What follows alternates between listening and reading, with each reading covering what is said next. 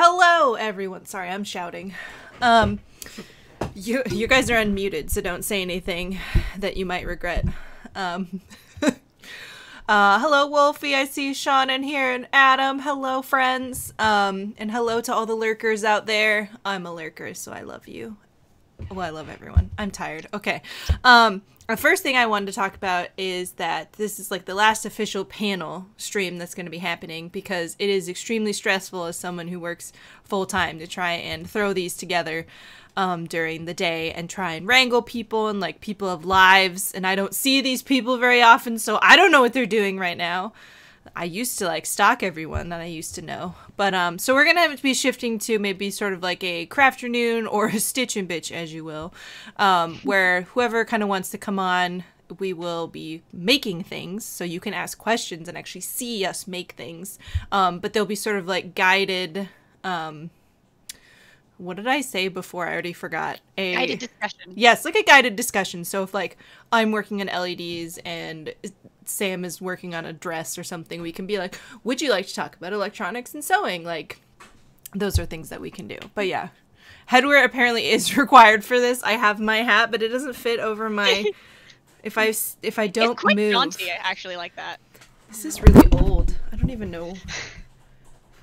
I think it's from college. I have another pirate hat, but it's like, I don't even know. Blame me for the pirate hats. I got this one in the mail, and it's so big it fits over my headphones, so I have to. It does. I shouldn't put it over my flower crown, probably. Also, I'm playing Podari later, so. Yes, so this is... Hello, everyone. We are going to be ending at 8:30 because Sam has to get out of here. But I gotta go be a captain. Yeah, it's very important business. But if you do have any burning questions at that time, I'm sure she'll be okay to peace out and we can answer them. Yes. All right. What am I doing? I forgot. Okay, so anyway, welcome. We're gonna be talking about like cosplay 101. We're just gonna be talking about basics and things, how to get in and how to get started. I don't know what words are happening today. Literally, the question that I think most of us have gotten the most often, the longer we've cosplayed, is how do I start cosplaying? Yeah, and we'll get there. And we're here to answer that question. Yes. But first, we'll tell you who we are, in case you don't know who we are. This is me. I am Ariel, aka Air Bubbles Cosplay. I'll move that in a second. Anyway, I kind of showed this progression over here of my Chandras. This is from 2014, and then this is from 2016. It can kind of show you a progression, which is really fun. I also like Chandra. If you can't tell.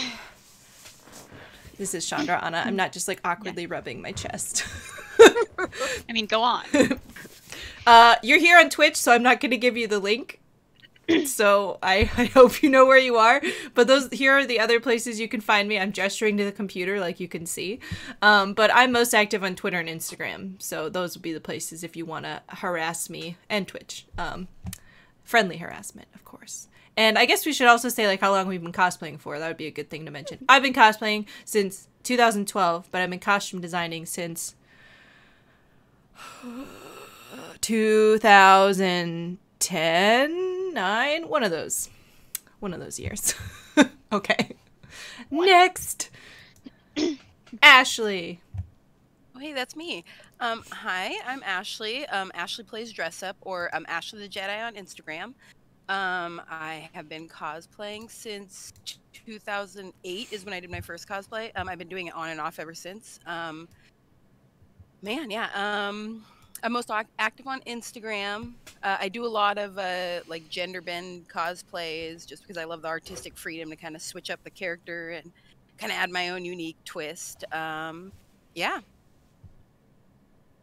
Oh, that's it. Sorry, I was like, why'd you stop talking? Boop. Okay. I was like weirded out. My microphone was like, I think it was picking up the sound out of my ears. All right, Hannah. Hi, I'm Hannah, Miss.Tyo.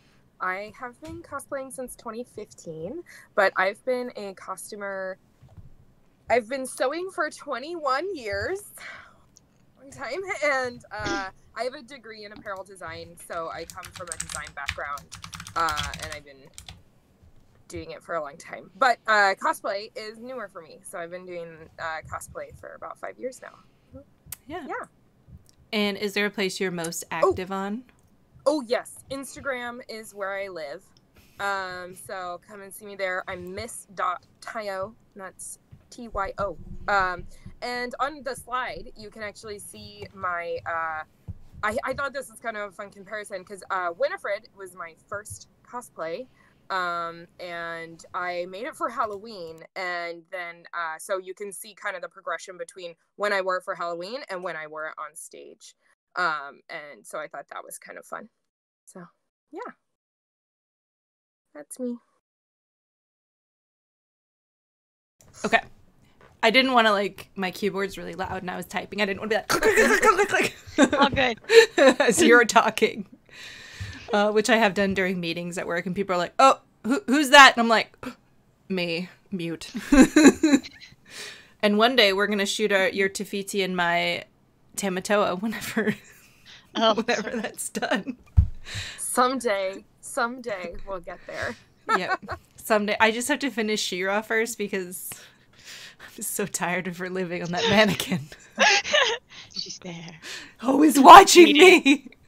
Okay, sorry. Like, mood. Yeah, Mood. hashtag mood. Tafiti's headdress is like right up there. Oh man, oh boy, that's me. Hi, I am Momm Sammu. You can call me Sam. I've been cosplaying since 2006, and actually that photo of that white dress, that's me when I'm 14 years old at KimuraCon, first anime con. And I have actually been attending conventions though my entire life. My parents have staffed them. They staffed them when I was a kid, and when I was 8 years old, I started staffing them as well. So I started with the just dressing up in random things, and then I started sewing about 12 years ago. And the pink chi dress it was a collaboration to him. My mom made the skirt, I made the bodice, and then the last one is I completely designed and made the thing from scratch. So same character over the course of, I think that was 10 years at that point. That was my 10-year anniversary. And then I love making ball gowns. The more fabric, the better. I got addicted with Cinderella, and yeah, it's been all downhill from there. I feel like that's more like uphill. It's like fun thing. The mountains keep getting bigger, you know. Or I have to get the corsets have to get fancier. So I am most active on Instagram, and I actively stream on Twitch. And I'm trying to be more on Twitter. It's not listed there, but Twitter's hard. If someone knows how to do a shout out on Twitch, you can do that. I don't actually know how to do that. I've tried. If you have it enabled for non-mods, I can do it. I think I do. I have no idea. Yay, it worked. Yes. It's not like this is my day job or anything. Yeah, you can be my mod. Please come hang out in the evening and mod my streams. I put my Twitch up there, but I need to be like really honest. I haven't streamed in like 3 years, so you know I'll be back. I have an office now, so I can do it again. Right? That's nice. I no longer sew in a living room, so yeah. I believe that Rainbow's talking about you, Hannah, but this is they say, can you say Hello. hi to the round glasses lady? That's adorable. Yeah.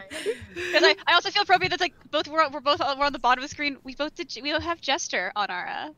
I know. Someone has good taste. It's true. I should have done a Scanlan, but I got real lazy, everybody. I won't lie. I threw everything of mine on here in about half an hour.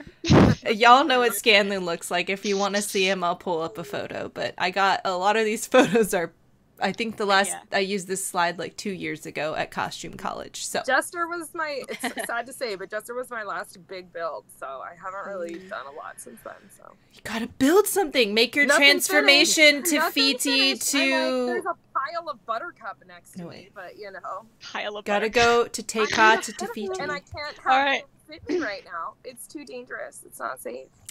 I think, yeah, it's a mood. I think the waistband I sewed for Tamatoa is going to be too tight already, so I'm gonna just put her in the closet and she'll come out eventually. I'm in the other way. I've started taking in my patterns because it's like, okay, I did the I stress don't eat, and that's a problem because corsets don't come in further. No, my Chandra corseted like armor back is like the D rings like kiss. Cannot go any tighter. It's just like, well. Oh, this is a fun question before we dive into things. Oh, How boy. many versions of Jester do you have, Sam? Well, since I added another version with Lounge Singer, I think I'm up to 7. Wow, yeah, I know. Some of these are casual outfits, but yeah, I think I'm at 4. 7 or so. You've I only have 4. Of one completely made from scratch, I have original 18th century Sunset Dragon, and my Holiday Jester is all pieces that were made from scratch, if not for that cosplay. I forgot to 4 that were remove the dab. You need more. I think you've definitely surpassed how many Marasavs I have, which is like boudoir. I have a bathing suit I've one. only been a critter for a year and a half. I don't want to count. It's too many. Not enough. More. Okay. You Oh, know it'll the never pink end. dress is in our future. I did also. I have pieces for Punk Jester, so I'm about to have 8. Because I'm doing a pass the dice with Punk Jester. Good Lord, Yeah. woman. You have so many. I have spikes for it, and I'm gonna dye the vest green. It's gonna be great. Sorry, I'm just distracting us. That's fine. Here's the thing. Here's what the first thing about cosplay is. It's okay to make many versions of the same character. Yes. It's okay to go off It's book. It's totes okay cool. to go to make your As long own as you're version. having fun. That's what matters. Like man. Ashley, you're working on. Do you have your shield? Oh, in the back, your Link shield. You're Yes, making in your the background pink. you can see it. Your pink. Yes. Yep. It's okay. It's awesome. Mm-hmm. All right. I do love the dabbing, but I would like people to refrain this from channel the on a dabbing. I apologize. I meant to remove it. Please refrain from the dabbing. Okay. So as Sean said earlier, if you were here, costume or cosplay comes from Japanese words for costume play. So literally in the name is play for fun and things. So when people take it a little too seriously, it's like, hey, it's not even what it stands for. Do you want a little insight? I actually do a history of cosplay panel. Do it. So cosplay. It was the term was coined at a Comic-Con it was coined in the U.S. by a Japanese visitor who was trying to explain to an interviewer what was going on around them. So he called it cosplay. So. Is it this? Hey, yes, that one. Our faces. I forgot that was there. Our faces were covering it. Just like, by the way, so yeah, I've written a paper about this. The history is so cool, and it's ever expanding and changing, and Oh, and it starts actually technically back in the 20s and 30s. Yep. So, but I'm not going to go into that because I could do a whole panel on that. I should have just had you run this whole thing, and I would sit here and just be like, whatever. Because I guess to preface, like, I initially made this presentation. This is gonna sound really strange, but at a costuming convention, and I had learned there that cosplay is different to like historical costumers, and they wanted to be educated about it because it is different to them. I don't know how else to explain it, but like if you've ever been to costume college or specifically are trained in historical costuming and then you jump into the cosplay world, you will notice a difference. It's not bad necessarily. There's just a different way of how people talk to each other, how they educate one another, how they do things. I mean, in cosplay, there's a lot of like the 5-foot rule. It's cool. But in costuming, it's very like people want to be really accurate because it's more like historical. And when I mean costuming, I'm not talking about like actually like doing a play or whatnot. I'm talking about like people who do the historical reenactments and things like that. Cosplay is generally specifically you're dressing up as a character, as a specific character, as opposed to, or though OC cosplay is so much of a thing, or it's like a character that's inspired by another's fantasy world. I always figure it takes inspiration from another world, Yeah. Like and then there's just original character stuff, and it's like I'm cosplaying my original character. It's like, hey, you created that, you cosplay that thing that you created. So true. But yeah, like Marasav is definitely not real. She is from space, from I don't know the time frame, but a long time in the future, not a long time ago. I have no idea. I don't know, depending on how you see time cyclically, or what month is it? Is it Wednesday? Where are we? Where am I? Okay, so it could be fun when we're doing like a little Stitch and Bitch to like dive into more of the history of like cosplay, because I think it's quite fascinating. I have a friend that I could who wrote the whole panel that I do. Jilly Belly's in chat, so excellent. Don't be great for a Stitch and Bitch. Don't judge my slide, please, Jilly Belly. Please don't judge me. Okay. She had to teach me some of this stuff, so I've written a paper on it, but she still had to teach me some stuff. Okay, so that's a pretty good introduction gist about it, and if people come up with more things, we can totally talk about it. But I know I'm gonna have to like move our faces around. I'm gonna cover up the don'ts first so you don't read them. Yeah. So oh yeah, I threw this in there. Yeah, have fun. Have fun. I don't know why it's like the third one down. Second. Yeah, yes. Oh, second. Jesus. All right. I'm We're done. Good. Got the number of bullets right. I'm gonna leave. I'm just kidding.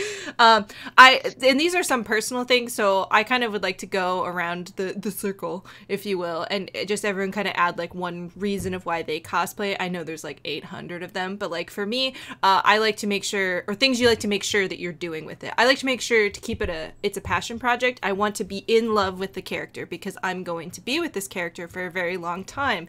Hence, She-Ra over here, who's been on this mannequin since February, I think. Yes, and you're Queen of Hearts. I'm coming up on almost 2 years of working on her slowly. Yeah, so keep it a passion project. I like to tell people that you can do things to keep up with the times or whatever, but if you're making something just because it's popular, I guarantee you will probably not be happy unless you're absolutely in love with that character. And unless it's something that you can build in like a day. Yeah. Or thrift. Yeah, for sure. But yeah, so I'll start with Ashley. Why do you cosplay, or what's something you like to make sure you do all the time? Oh no, is she frozen? Do all the time. I'm. Can you hear me? I can hear you. I can hear you. You look very stoic though. Oh, you're yes. frozen, very stoic. You're like the perfect anime glasses. Like. Well, I mean, man, I mean, kind of the same kind of a thing. I mean, I like, if I really like a character, I guess, what was the question again? I'm sorry. What are the most important do's for you? Like when you make sure with every cosplay, like, this has to be before I do the cosplay, Like you have to love it, or is there it's kind of the challenge? same. Like it's something that I have to be like passionate about, and something that like if it's something that I think about or I come up with the idea for, and then I keep thinking about it, I know that it's something that I'm like, okay, I have to do this, If it's a character that I like really care about, or there's something about the character that intrigues me, that always helps too. It's like when you like want to buy something and you're like, I'll come back to it, and if you think about it, and you're like, I gotta go buy this thing. Like, I need that. Yeah. Hannah, how about you?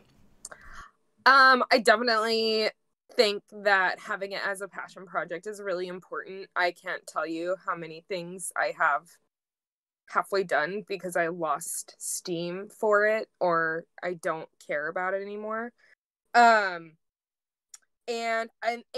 like my very first cosplay, Winifred, was made because my best friend, it was her dream to be the Sanderson sisters for Halloween. And I was like, okay, let's do it. And so I made all 3 of them in like a month. And then we just had so much fun with it. And when we went to con that year, we couldn't move an inch. And it was like, holy crap. Like, this is what I need to do to keep my sewing skills up.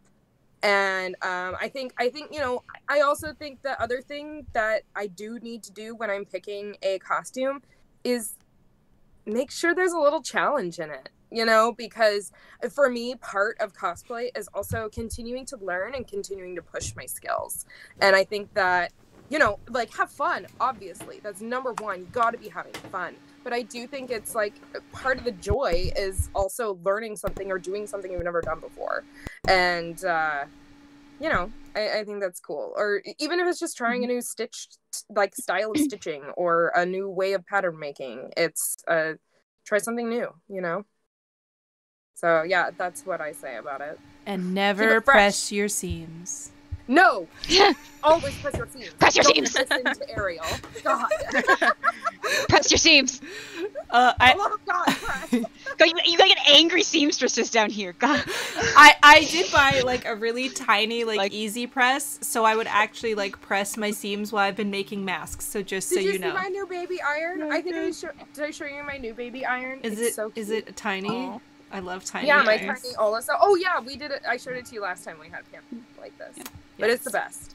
I love it. Tiny Um, iron. I had to turn a tiny fan on, speaking of tiny things, that looks like Pusheen. If it's really annoying, please tell me. Because I don't know what it sounds like. But it's really hot in my office. Turn it on. It is on. Yeah, It's turn it right on. over there, and it's adorable. I can hear it at all. Excellent. Julie plays unpressed seams are Satan's seams. Yes. She's right, they're cursed. Look, I just like to push everyone's buttons, so... Oh, hey, Ashley's moving again. Yay. Yay! Yay! You were so stoic. I was like, man, she's just like straight face this whole time. So I guess I like to stick with I do like to have a challenge with cosplays. That's become more important as a thing.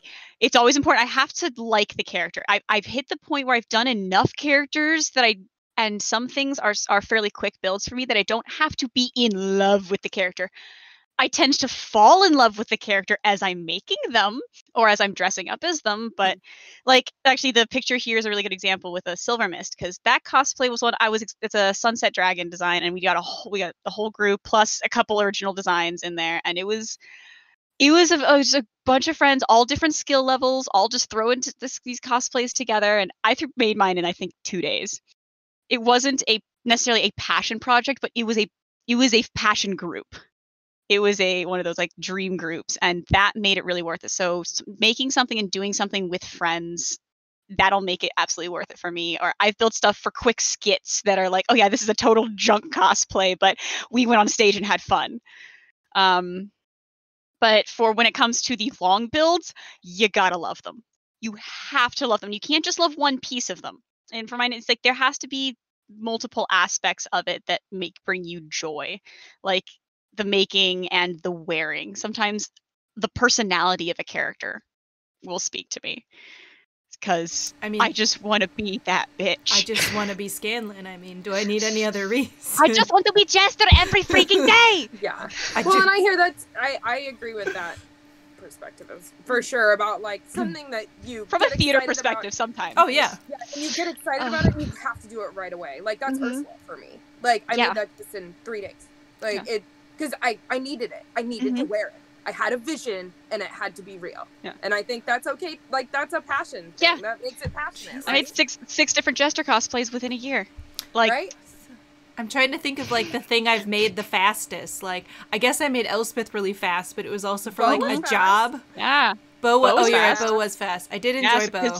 Sometimes you just need to be. Critical Role makes a speed build. I've figured that out. I speed built Vex. I speed built most of my Jesters. I've speed built Allura.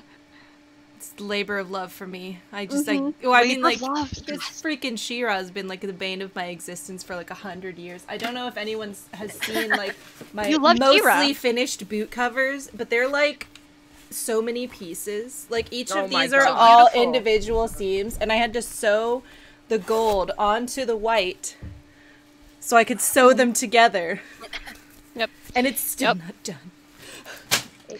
This is why you choose choose things that you love or something that you know will bring you joy. Yeah. Does this bring me joy? No. Does this bring me joy? No. I have a box full of a mostly finished Aurora cosplay that's been sitting there for I think for a year and a half. Still not done. Yeah, when we were talking about the group really quick, I did a group of I was trying to find the picture, but I think it's in a box somewhere. I did bunny suits with Destiny characters, and we couldn't leave either. We were like, okay, we gotta just disperse. Like we had to agree. We're like, I love you all, but we need to go because we couldn't move. Yeah, you get a big group. Yeah, and this is when I've learned that I will never, ever, ever make a costume that I can't pee in. Okay, so let's move to the don'ts. Yeah, that's perfect segue. Yeah. Perfect segue. I don't make a cosplay you can't pee. Yeah, I guess I didn't do that. I've done that. Yeah. Don't do it. You have to use the bathroom. It's important. Bodily function. Drink water. Eat food. And make your gloves detachable. Make your gloves detachable. That's all I have to. That's what I'm going to say about that. Put snaps in your bodysuits. I don't care if it's not super accurate. If it's not, and you're not going to make it easy to go to the bathroom, make sure you're only wearing that for like 4 hours, and then take it off and go pee and drink some water. Because I hate when people are like, I haven't drank water all day, and I'm like, why'd you do that? Like, because I can't pee, and I'm like, But I also have IBS, so this really isn't an option for me. So, yeah, I have to go to the bathroom. All right, let's see. Okay, I'll get you your question, Sean, after we finish the don'ts because they're pretty quick. But my biggest pet peeve on this whole list is when people spend more money on the costume than they can afford, and then eating is a second priority. They're like, I can't pay my bills, and then I see their feed of all of these things from, and maybe they thrifted it really well. I don't know, but like, if you can't build it and feed yourself at the convention and be safely housed, don't do it. It's not worth your safety. It's not worth your health. Just do it gradually over time. Ask your friends Don't spend the hotel bill on cosplay. Yeah, don't do that. Like, and if you have friends in cosplay, ask them if they have materials you can borrow or have. Like, I have a ton of stash fabric. If someone said, I really want to go to this con and I just really need this blue fabric, I'd be like, just have it. I'd let them have it. Like, just ask your community. That's my biggest pet peeve. Or make it a casual cosplay. Yeah. Like, if so I guess actually the setting realize, and you know, because you have the first one, like a setting, don't set unrealistic expectations for yourself. It's like, hey, you want to build this big fancy armor, but that's going to be rough, and maybe you can't finish it in time. So instead of rushing it, maybe grab a, hey, college AU, like casual version of the character. Like, legit, it's great. It's a great thing to do. Yeah, I mean, there have been plenty of times where I am not going to finish a cosplay or I want to be comfortable, and it's a perfectly acceptable sidestep. Do a casual version. Mm-hmm. And and you know, depending on the character, it'll probably be just as recognizable, and you'll still get to hang out with people and get to find the fandom people easily, because really that's why we cosplay, to blare our fandoms and find others of our like really, that's the light is one on. Of the purposes. I've summoned the beacon. This is like the beacons are lit. Well, like, so and this can be like calls for friends. You can have that small pet peeve. It can be a big pet peeve. I told you guys all mine, but these are more like personal things because like I have a lot of health problems. So there's a lot of things I have to make sure I can do. That's why I pay other people to make my corsets, is because I have pretty bad scoliosis. So I'm never going to buy one. But so Ashley, do you have a pet peeve, no matter how big or small, of like things that you see people do that you think are just like a real big don't if they're going to get into cosplay for the first time? That's a good question. I don't know. I mean, you definitely covered a lot of good stuff on your little list here. I think the putting too much pressure on yourself is a really big one, because I do that to myself a lot.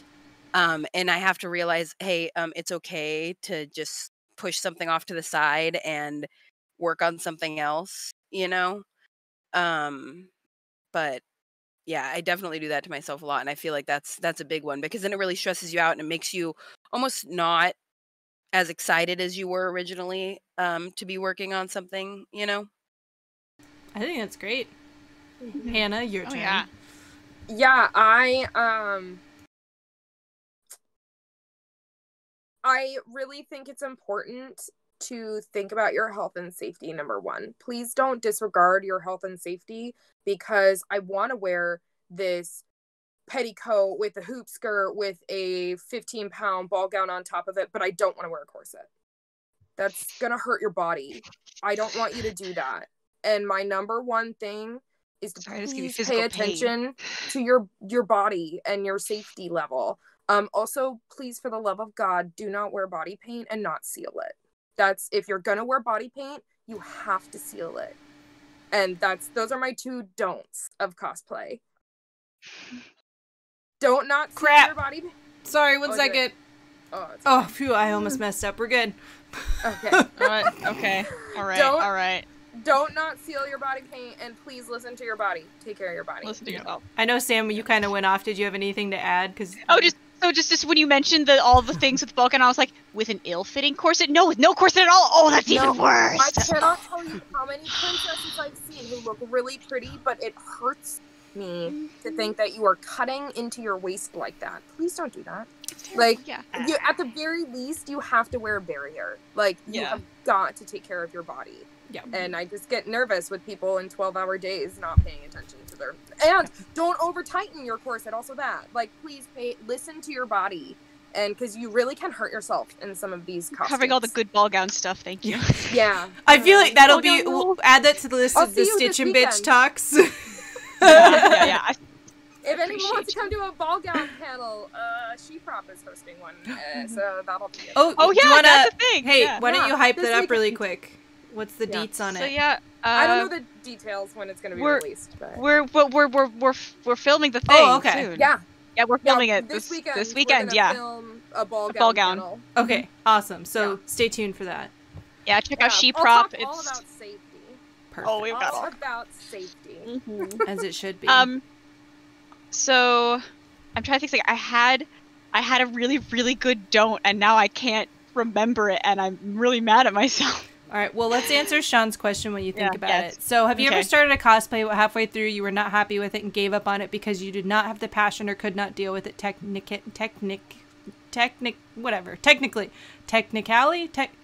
There's a word there. We couldn't deal with it technically. Yes. Technically. Yes. I tried to make a version of Chandra that had come out last year because I was trying to be cool, and I started it, and I just didn't like it. I hated it.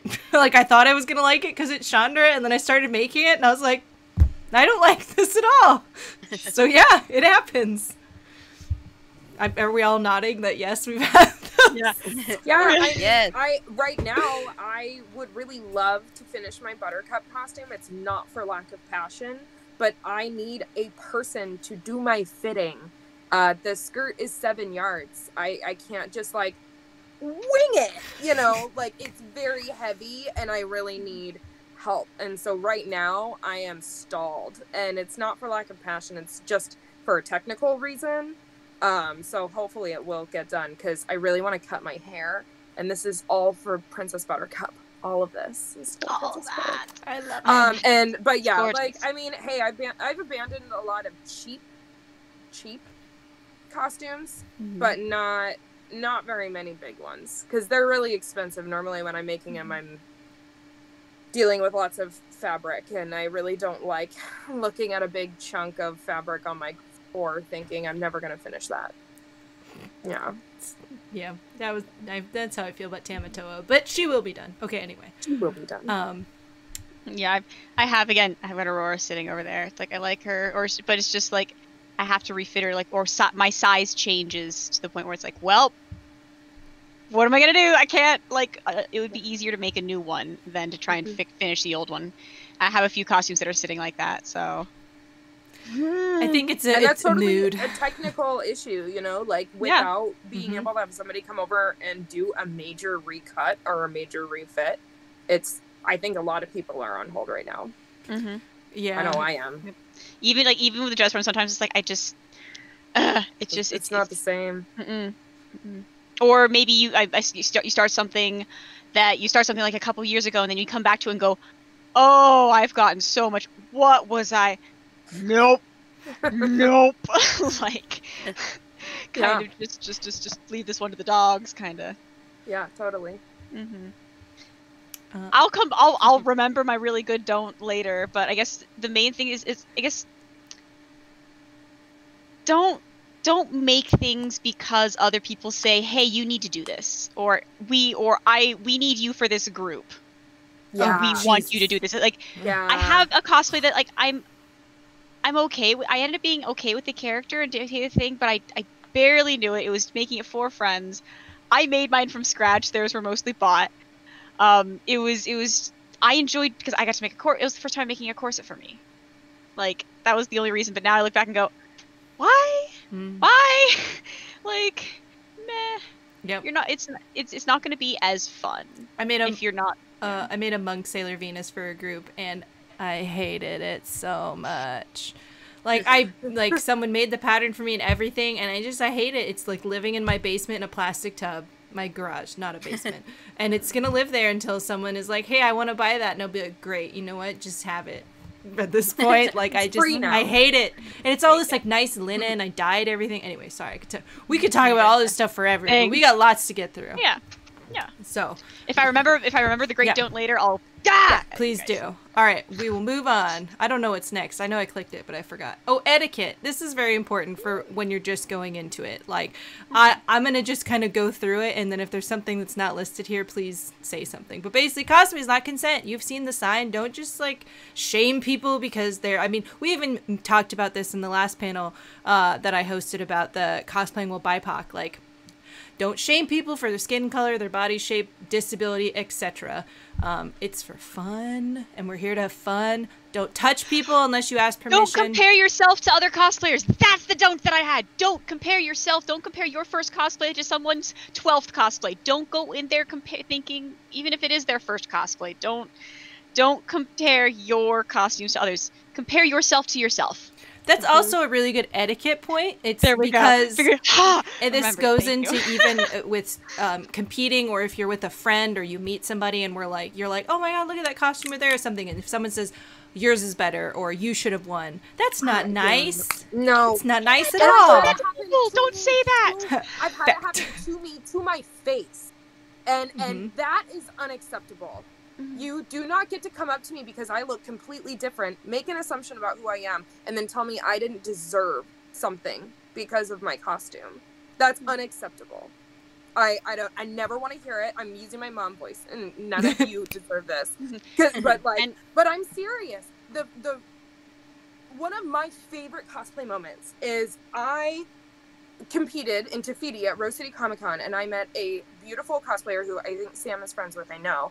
I don't remember her name right now. Beautiful Hufflepuff gown. Joanne, Princess of Tea. And I talked to her in line because I thought, wow, what a stunning costume. And after that contest, when she won, and oh my god, so well deserved, she came up to me and she said, I want you to know that, like, you are so nice, and my interactions with you today have been one of the nicest parts of my day. And I was like, well, thank you. Like, because that is what cosplay is about. Support your friends and make new ones. And you know, we're all here just trying to have a good time. And just to tell you guys how small of a world it is, that girl, we're planning on competing together with a thing that's the kind of interaction you miss out on when you pit each other against each other. Because I have plenty of people say, your Tafiti should have won. Fuck that, no it shouldn't have. No it shouldn't have. Look at what she did. I will be, when someone tells me, says that, I've had that said to me, and I will go, no, you didn't see what I saw. No. That's unacceptable. Also, I understand if you need to have a little bitch fest with your one-on-one with your bud, that's fine. But do not tear other people down to try and lift somebody else up. That's a good don't for cosplay. And it's good for cosplay etiquette. It's bad etiquette. Yeah, so. and just know that if you're watching a cosplay competition, know that backstage there's a 99% chance that the people who are cheering the loudest are the competitors going, fuck yeah! Yep, that knocked my head off. It's so we knocked the head off because we're so damn friends. We're forming relationships. We're creating bonds. Once we're back there, we don't care if we win. It's like, hey, that's icing on the cake. I get to make friends and hang out in a ball gown puddle. And so when somebody comes up to you after a competition and says, well, you should have won, that is so rude. Like, you're insulting my friend, and I will kill and die for them. No. And so that's a good point. Just, if you don't have anything nice to say, don't say it at all, y'all. It's the golden rule. Like, it's very simple. You can compliment someone without tearing others. You can say, hey, you were my favorite. Yes. And honestly, that makes my fucking day. That's if I don't win anything and someone tells me that I was their favorite, I'm just like, well, I'm going to go over here and cry now. Yeah. This is a little segue, but I was just because I was thinking, because Ashley, you do a lot of interpretations of different characters and stuff, or painting them different colors or doing different, I know you're I don't know if your group is a secret, so I won't say it, but the one you're working on right now. But do people ever give you shit for changing the character?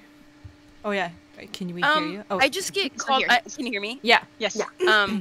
Sorry, my internet is wonky. I just hear a lot of people that will when I wear Captain America, I get called Wonder Woman a lot. Or when I wear Link, I get called Zelda a lot.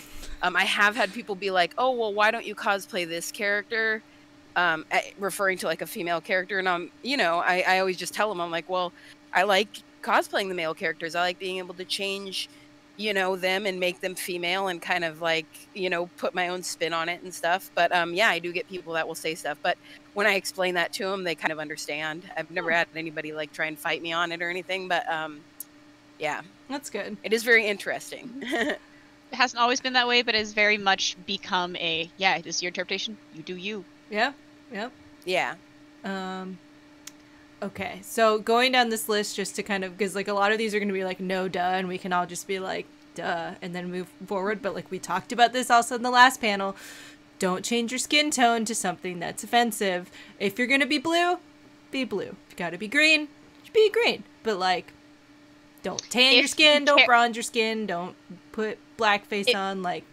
If the character's skin color exists in the real world, don't change yours to match it. Thank you. That is the better way of putting that. I am going to say something about this because I have cosplayed a dark elf. Yeah. Before we did shades of grays and purples and whatnot, silvers. Yeah. And I mean, when I did it, I just wanted to do it because I love the character. I didn't ever think that it would be anything that somebody would be offended by. And I never had anybody get offended by it either. It was very like taken very positively, and yeah. But it's there's one of those things like if you're kind of questioning about it, maybe try something else. And especially and drow elves are a really good example of grays and purples.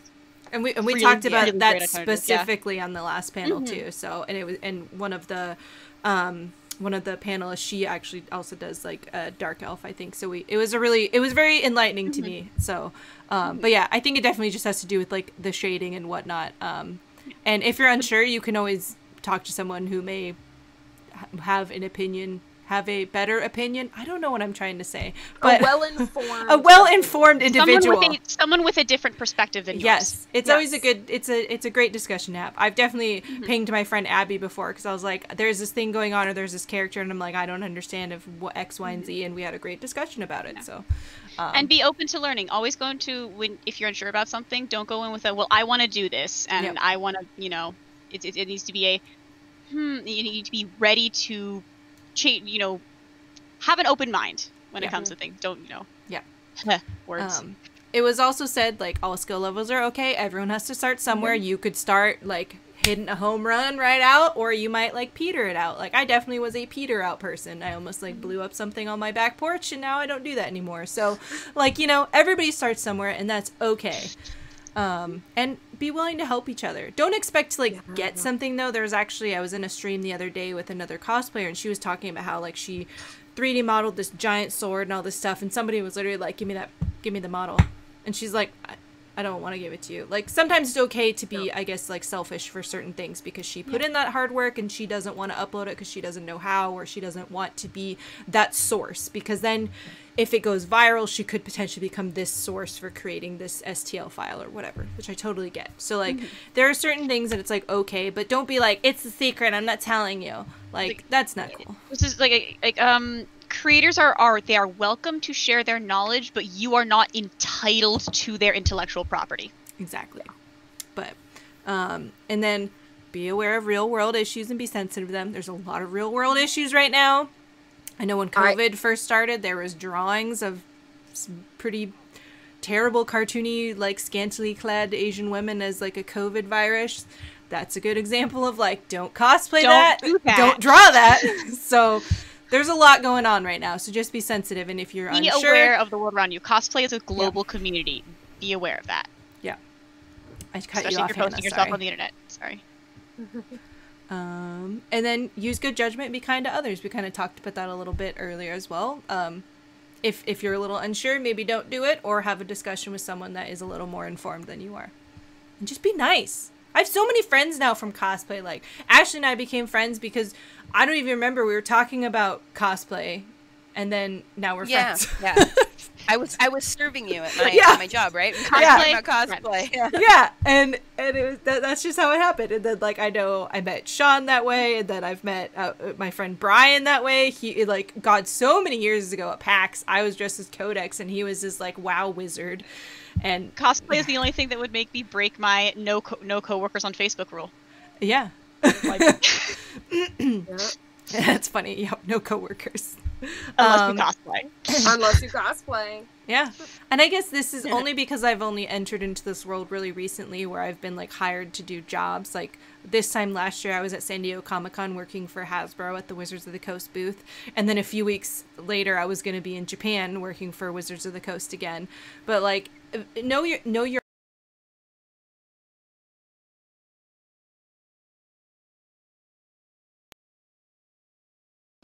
Okay, sorry, my computer Something's happening. decided to shut down all like, of my USB all devices. of a So if I go sudden- like this, that means all my USB devices stop working. Got it. But Got it. that's why I was like, know your value. Don't undervalue yourself, but understand that if it's, I mean, I don't know, there's a fine line between undervaluing and overvaluing yourself. Like, know what you're worth. Talk to your friends about it. I think I talked to you a lot about this, Hannah, Also- when I first was starting to figure out how Yeah. to charge things, and be.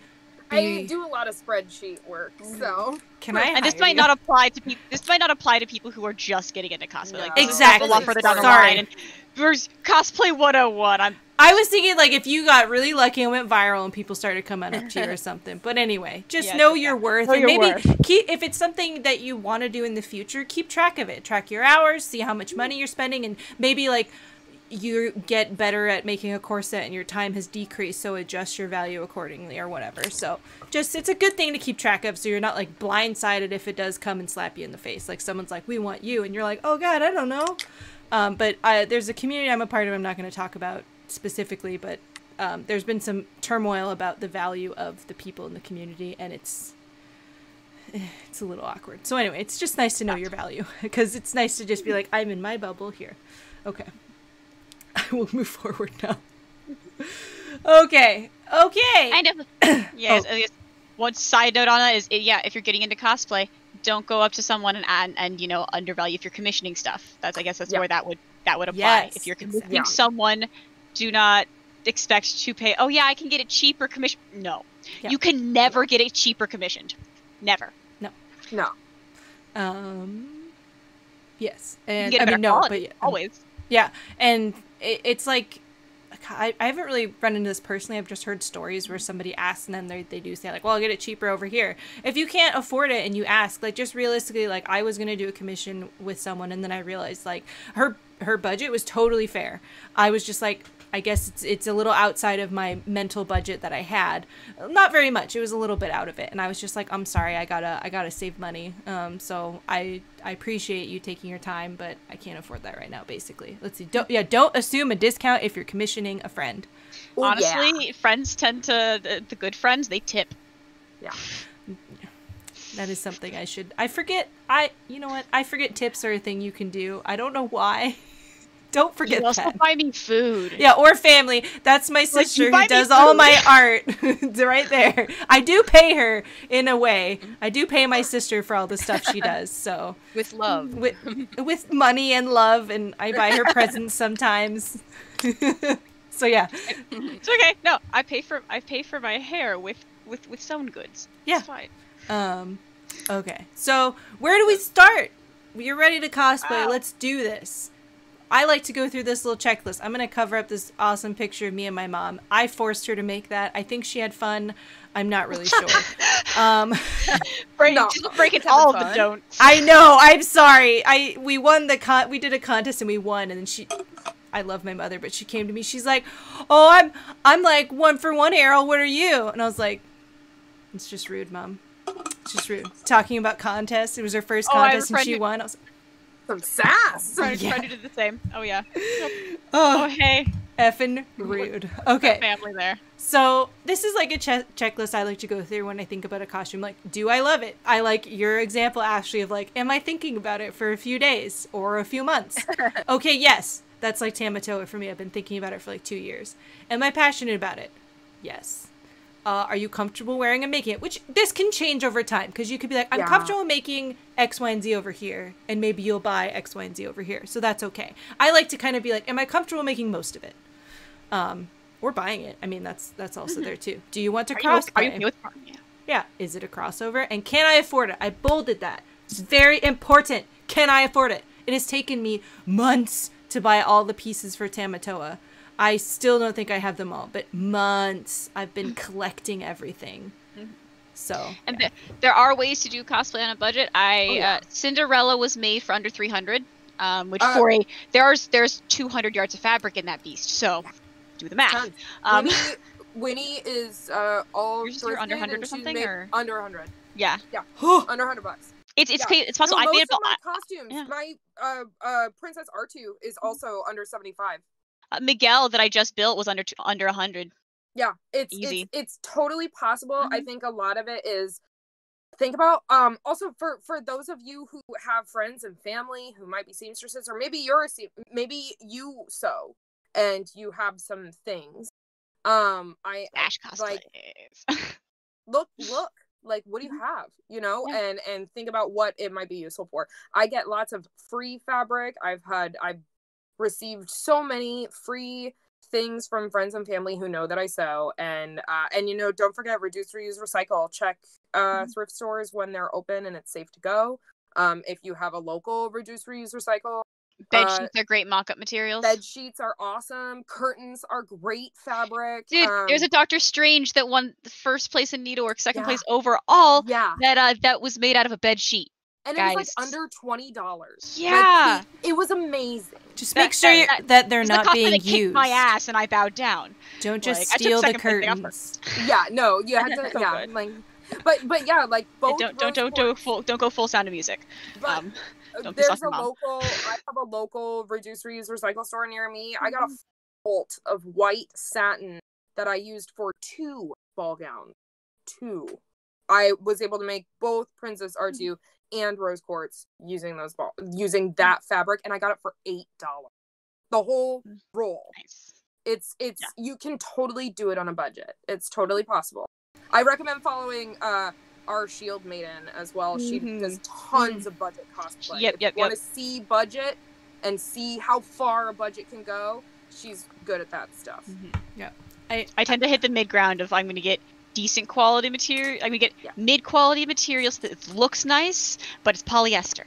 Yeah. So it's only $5 a yard, and I use a discount. Like, and we can do that because we live in the Pacific Northwest, and you know, like, I probably don't want to wear my big polyester ball gown at Dragon Con, but you know, in the middle of July, or in the middle of August, but I definely recommend don't wear pleather and faux suede in California in the summer. No, I saw where you were wearing it. I'm like, oh no. Don't do that. I'm just gonna put it out there. I mean, at least your underarms were free. But also like the planning. This can go with like planning as well. Actually, that might be a slide. I can't remember. But I think when I was building my Warlock jacket, I was talking to Hannah, and you were like, line the inside of the top with a cotton, and then the bottom, because I was gonna line the whole freaking thing with like this shiny polyester, and I'm so glad I didn't. I only lined the tailcoat part that you see with the nice, pretty polyester, but then the top is a cotton because that beach is hot. Yeah, it helps. And it's just a small thing, but it helps. Let's see. I wanted to get this question before it went away. Yeah. Let's see. Where is it? Oh, yeah. Learning to buy stuff is fine. That was a big hump for me to get over because I'm really stubborn. Cosplaying with a family member or spouse. A good jumping off point to get your feet wet, or a recipe for strife at home. Just ask. Talk about it. Tyler, I've learned he will never ever cosplay with me unless I've completely made the whole thing for him and it was really comfortable and he had to wear it for like 2 hours. Like make him go to Detroit or something cosplaying. He'd probably be fine. But it just depends. Yeah, it totally depends. You just gotta have the conversation. Evan will do it sometimes, not every time, but every once in a while he'll get really into it. But you know what? He isn't a sad boy, and so he loves Caleb, but really so next time we're able to do Jester, he's going to be the Traveler. Because he's really more of a traveler. Excellent. It's gonna be great. Like, have you met him? Like, you know, and so if you can get your significant other into it, Oh, it's great. Yeah, and if your spouse like is down, like I just did a Persephone shoot, hence this, and Evan was like, I asked him, I was like, would you ever be interested in being my Hades? You would be blue, and he was like, yeah, I've done Hades before, I've been Hades before, and so he is like he's down to do it, but he hasn't been this Hades before, but Yeah, Hades. It'll be really fun. But yeah, you know, it's all. You just have to have respect for what your partner wants to do too, you know, but it can be fun. Yeah. That's kind of, let's see, I'm going backwards a little to things we were talking about. Ashley, I know you were talking about all the tubs of things you have. Do you find that you have a lot of stash now that you can just be like, oh, well, shoot, I can put this together now? Like, you've built a repertoire?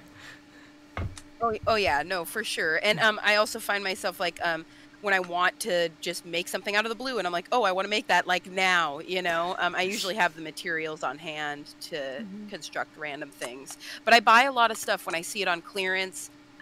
Even if it's just something that's intriguing, even if I'm like, oh, I don't necessarily need this right now, but it's so cheap, I get it. And then usually down the road, I find a use for it. You know, I also get a lot of stuff at thrift stores too. I'm a thrift store whore, so bargain bitch. I don't know if I can swear. Sorry. Yeah, it's figure cool. out how to store it. That's what I well, when I'm like, you start cosplay, it's like, don't forget to clear out a closet.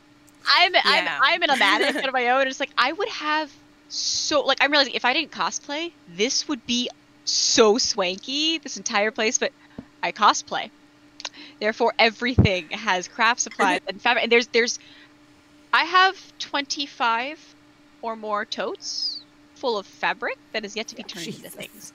Some of them are actually going to the half full because I've made like 4 or 5 cosplays during quarantine and I haven't bought anything. My fabric can still fit in like half of my closet.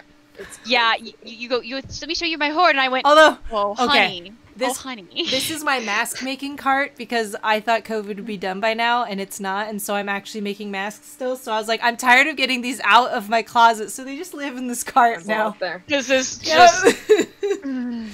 Oh jeez, I finished my 1,000 mask order, and we'll see what comes next. Oh god, yeah, and that's also the thing. Like when the pandemic first happened, I was making masks. I felt bad like charging any money for them, but the thing is, like, it is time, and I work full time, so I do actually charge people now like a fair amount, but I don't like do them. So please, for the love of God, don't email me and like be like, I need 20. They're kind of like a like as needed if someone nicely asked me. But anyway, so I've done 1,000 over the course of 4 months. I'm taking a couple weeks off. Yeah, don't assume that because somebody knows how to sew, they can make you a mask. Like, that's not nice because, like, I guess we can, people are stressed out, and it's just like, you know, We're tired. And I bet if they aren't, they can point you towards friends who are. Exactly. Yeah, absolutely. The Mer Viking. Yes. Is making masks and selling. Yes. You need to level up to a mansion. Right, it's like, okay, what you need to do is get the house that's meant for like a 2 parents and 3 kids, but only 2 cosplayers live there. Yeah. Oh, well, Tyler and I have been looking at houses, and it's like bare minimum of like 2 bedroom and a den.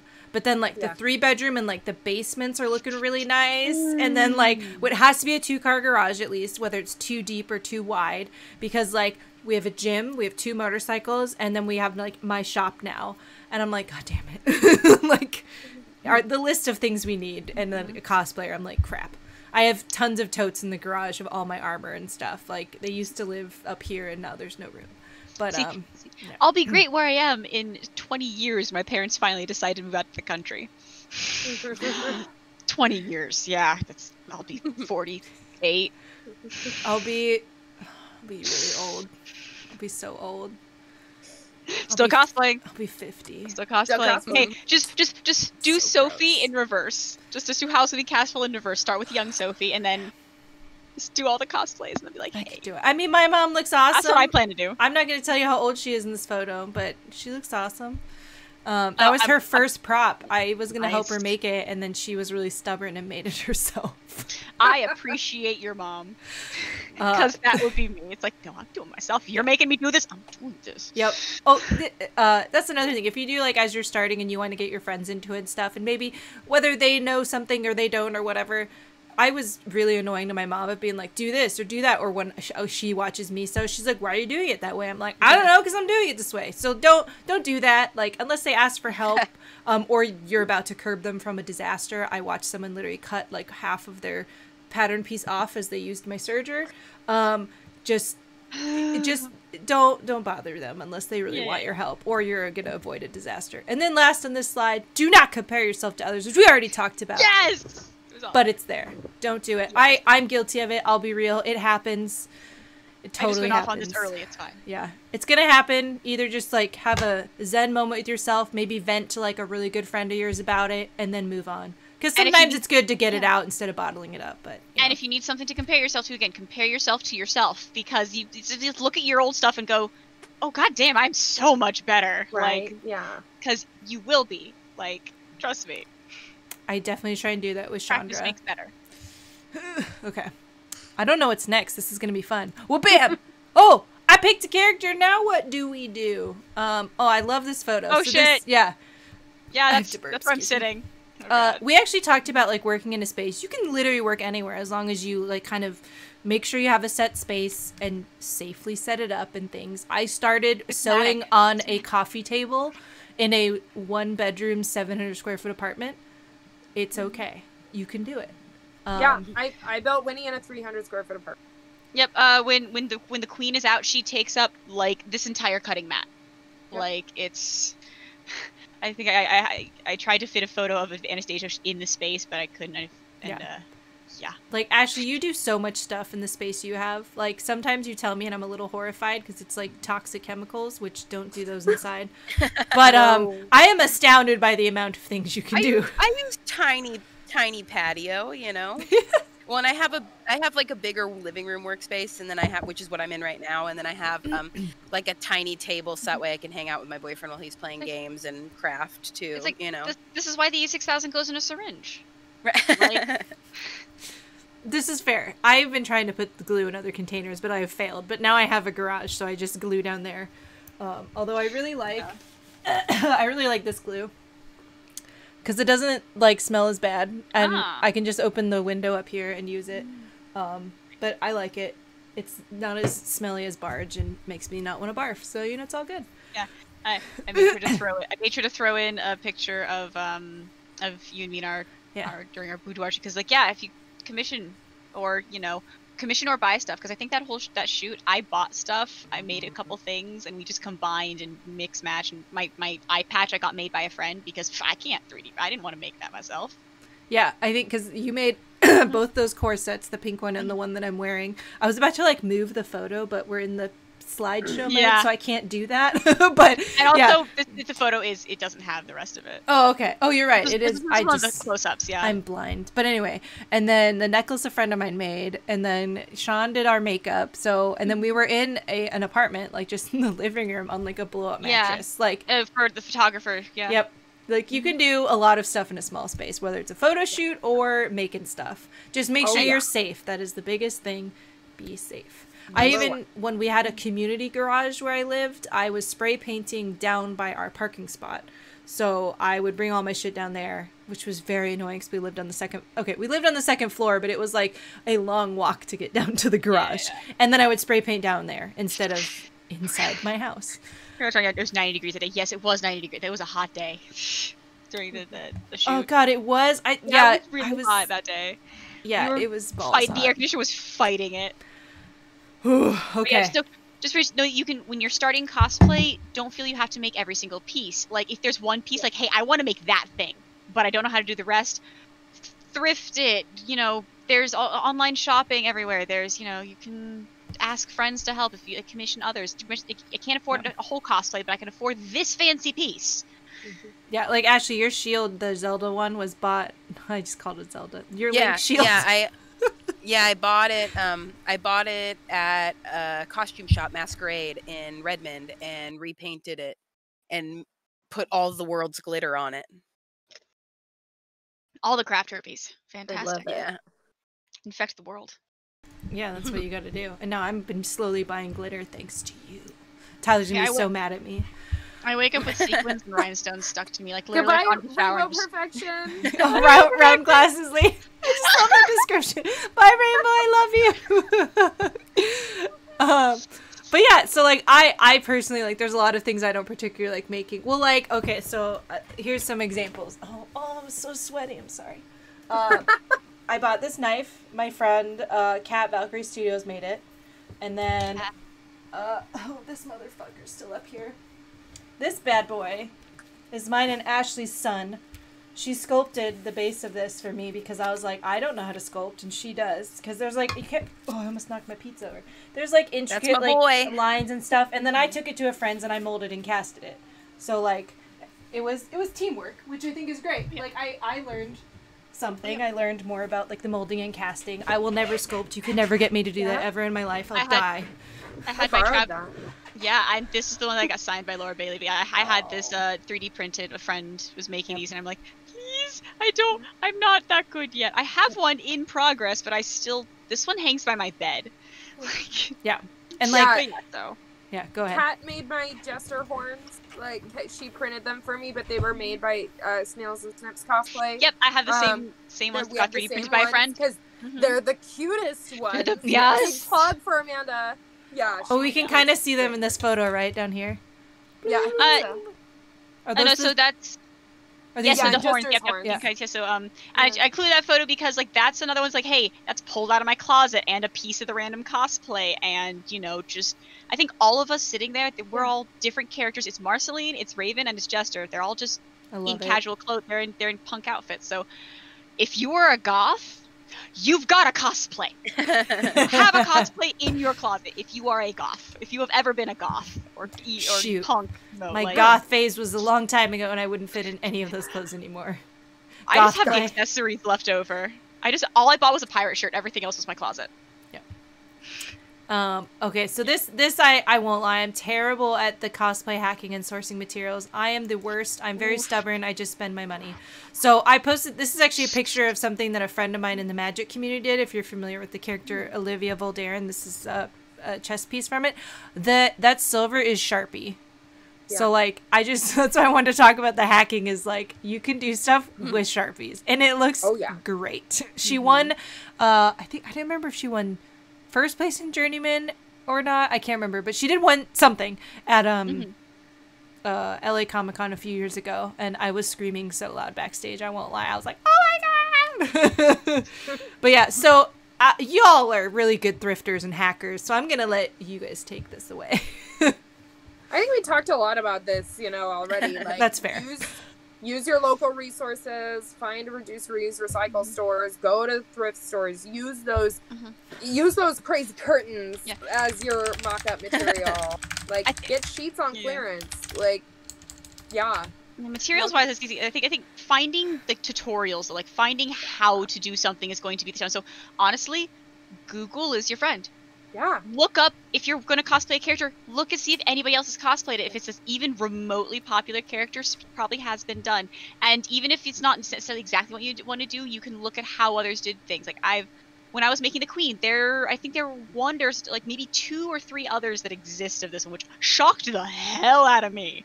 And there was another person who was making it at the same time, which we got to meet, and that was freaking amazing and insane. And what the hell? How often is that going to twin at a con? But like it helped me figure out. Okay, I like the proportions of this one. I buy a lot of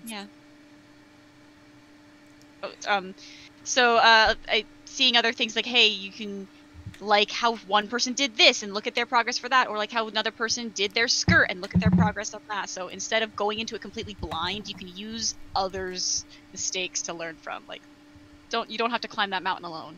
Yeah. Or start from scratch. Yeah. Sorry. Go ahead, Ashley.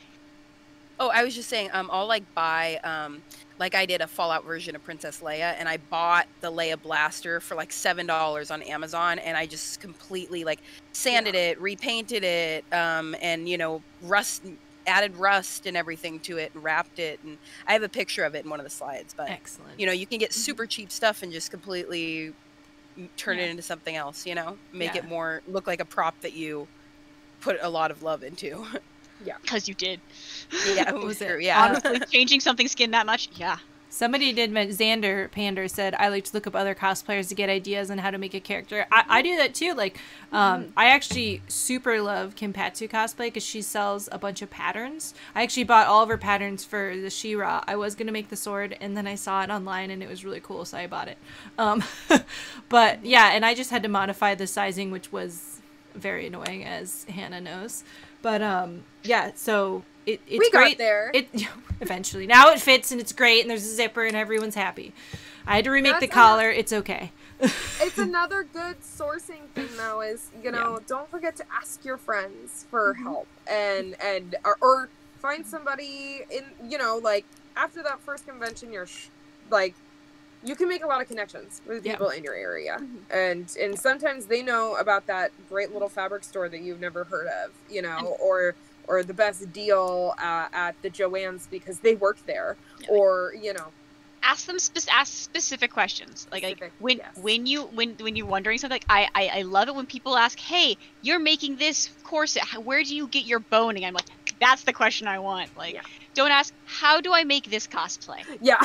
Like, how? Like, honestly, don't be afraid to ask like, if you have someone who has been, yes, I will help you I'll answer your questions. Don't be afraid to send multiple rounds of questions. Be like, hey, this little question. Oh yeah. Like, just be patient. But yeah, be specific with your questions. I've had several messages right after Tafiti came out about how did I make them. And it's a very complex process. That headdress is, and frankly, I would not suggest you make it how I made it. Like, I did it on a whim. I had never made a headdress like that before. Like, oh, who would have guessed? Like, look at it. I've never made anything like that before. So now looking back at it, I'd do something completely different. But be specific. Yeah, like, what exactly do you want to know about the Tafiti headdress? Or like, what did you make the base out of? Because I can write, like, I wrote like 4 Instagram messages worth of instructions, and it was like, why did I do that? Like that, I just and then, I just told them exactly how to do it. But at the same time, it also was a ton of work for me, and so specific questions are. Yeah, I've learned a lot going and working in my a friend of mine's shop. Like when I made my warlock wings and stuff, like I learned about like piano wire and like how to make things not flimsy that are foam, and like I definitely, and that straws can be your best friend to funnel wire through for props, like if you're gonna put lights in it. So like people are like, how did you get the lights in there? Like, I shit you not, there's a straw inside of this, like a little plastic straw, and that's where the wires are being fed through. But yeah, I definitely like going with that, like seeing how other people did things. It's really good to try and plan how you're going to break it down, how you're going to put it on, how are you going to travel with it, like all those things. Like this is like taped to this, but I have like over-engineered my She-Ra headdress. Like these magnetize onto the sides of, well, I can't do it right now because I'm painting. These magnetize on the side of this so that I don't travel like this. It's so it can travel like this. Oh, yep. I have a very similar thing with Maleficent. I that other horde is somewhere else, but she just. This is one of my first times ever doing magnets on here, so it's a little rough. But yeah, Maleficent's horns just stick right there, so I can pack her away. Be careful when you put magnets close to your head, because you can cause yourself to have headaches. So plan the time that you're going to do this. Like when I did that, it was I did not use rare earth magnets. I used black magnets for this one. Yeah. So. And if you're using rare earth, you don't need very many. No. Very few. I don't know. I keep going. All right, let's move to the next one. We're almost done, and we have about a half an hour left, so we will move forward. Boop. Materials! I used to have that sewing machine, but it's broken and it's in my hallway now. And now I have its big brother named the Skyline S5. Ooh, I love Genovese. I have the quilt shop. I love them so much. This machine lasted me, like, my parents bought it for me in, like, 2000... Hang on, when did I graduate college? Like, 2010? Oh, yeah, it's a DC 2010 from 2010. There we go. Nice. So it died last year. I bought a new one in November. So it didn't really die. It could be repaired. $300 and I don't want to. Yeah, big basic materials for starting out for sewing. It's like, yeah, sewing machine. Honestly, a serger is not necessary. I know it's. I did not use one for. Here, I'll cover it up. 7 years, I think. There, covered it up.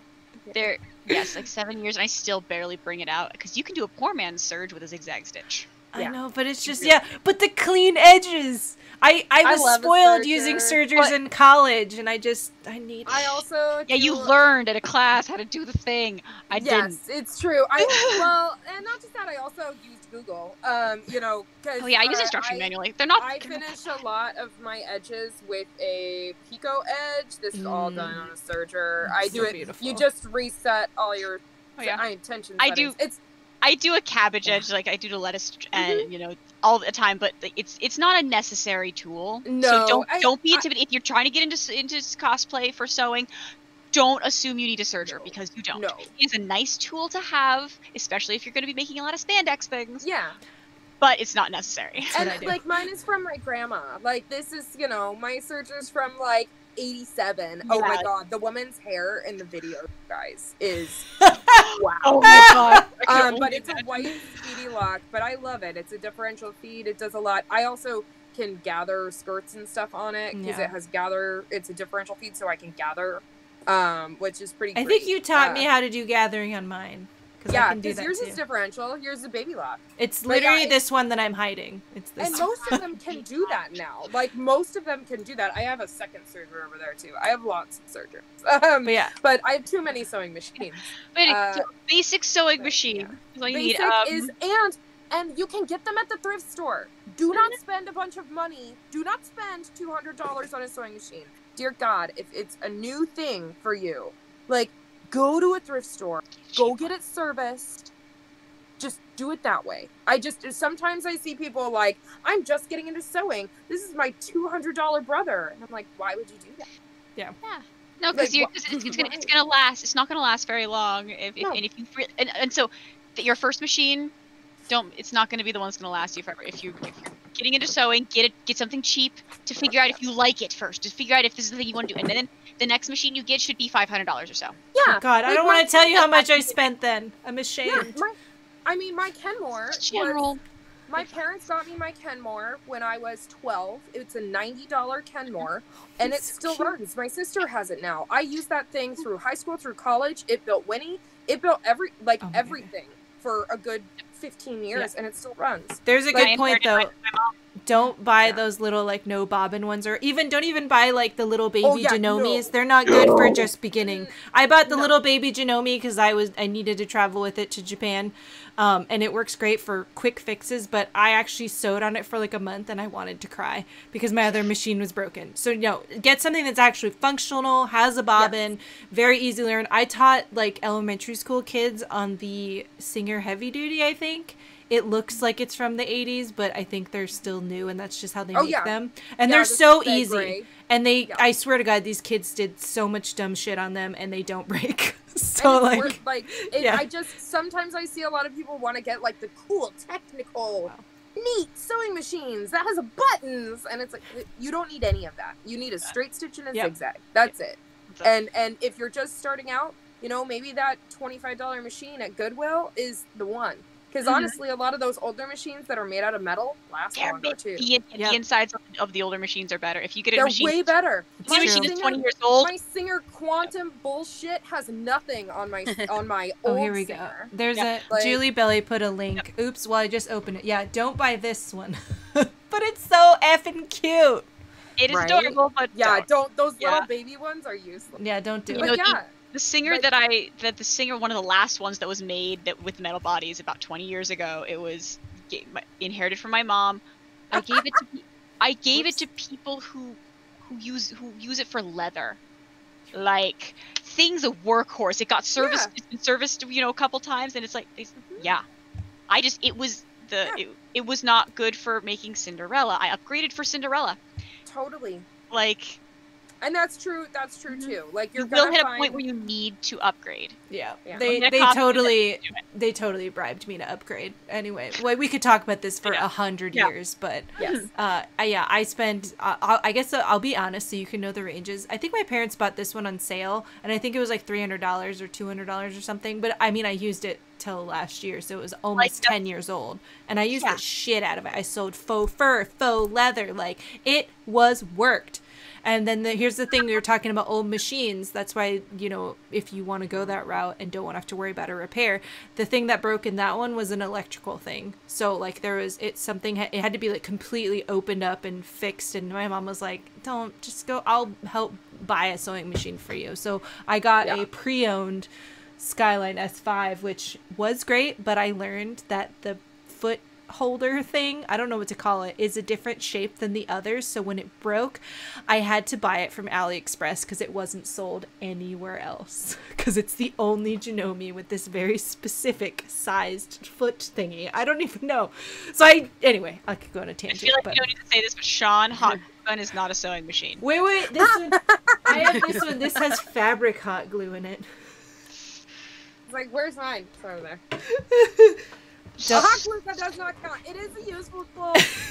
It's a useful tool. It is. Oh, Yes. absolutely. Yeah, that should be pictured up here. What am I doing?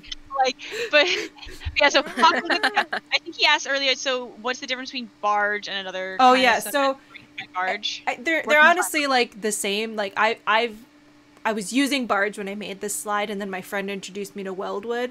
I personally like this better. It does the exact same thing. I've made entire pieces of armor out of it, and they're not breaking. So, like, I would suggest buying this because it's cheaper. It is in a smaller bottle, but I can just go to Fred Meyer and buy more of it. Also, it doesn't smell like I'm gonna die. Yes. So, Like E6000. yeah. Don't do that in your house. Yeah, don't do it. I put mine into a syringe, so it's not fuming me the whole time. You should still wear a mask. Oh, when you're, yeah. I still open the window and make sure my air conditioners, the airflow. I left a fantasy princess group recently because some dumb idiot was like, "You don't need to wear a mask. Do it in your house with your doors closed and your windows locked." And I'm like, "You're insane. Don't do that." Jesus. So you open your windows and you Open put your a window fan and on. wear a freaking mask. Like enjoy all your dead brain cells. Crazy person. I enjoy them so much. They're dead now. Anyway, so we could talk about materials forever. There's literally asterisk down at the bottom that this list could go forever. Are there a couple slides for materials? Or? No, this is the only one. Okay. But like you'll slowly build your repertoire. I think when I started, I had like a sewing machine and a hot glue gun, and like now I have power tools, a soldering iron, like sergers, like you name it, a Cricut. You want to see what I had? I had a freaking heat press. That's Like- I dope. have one too. It's under here. I worked at a t-shirt just got store one. enough that they don't intimidate me. I have the permanent scars on my knuckles from brushing my wow.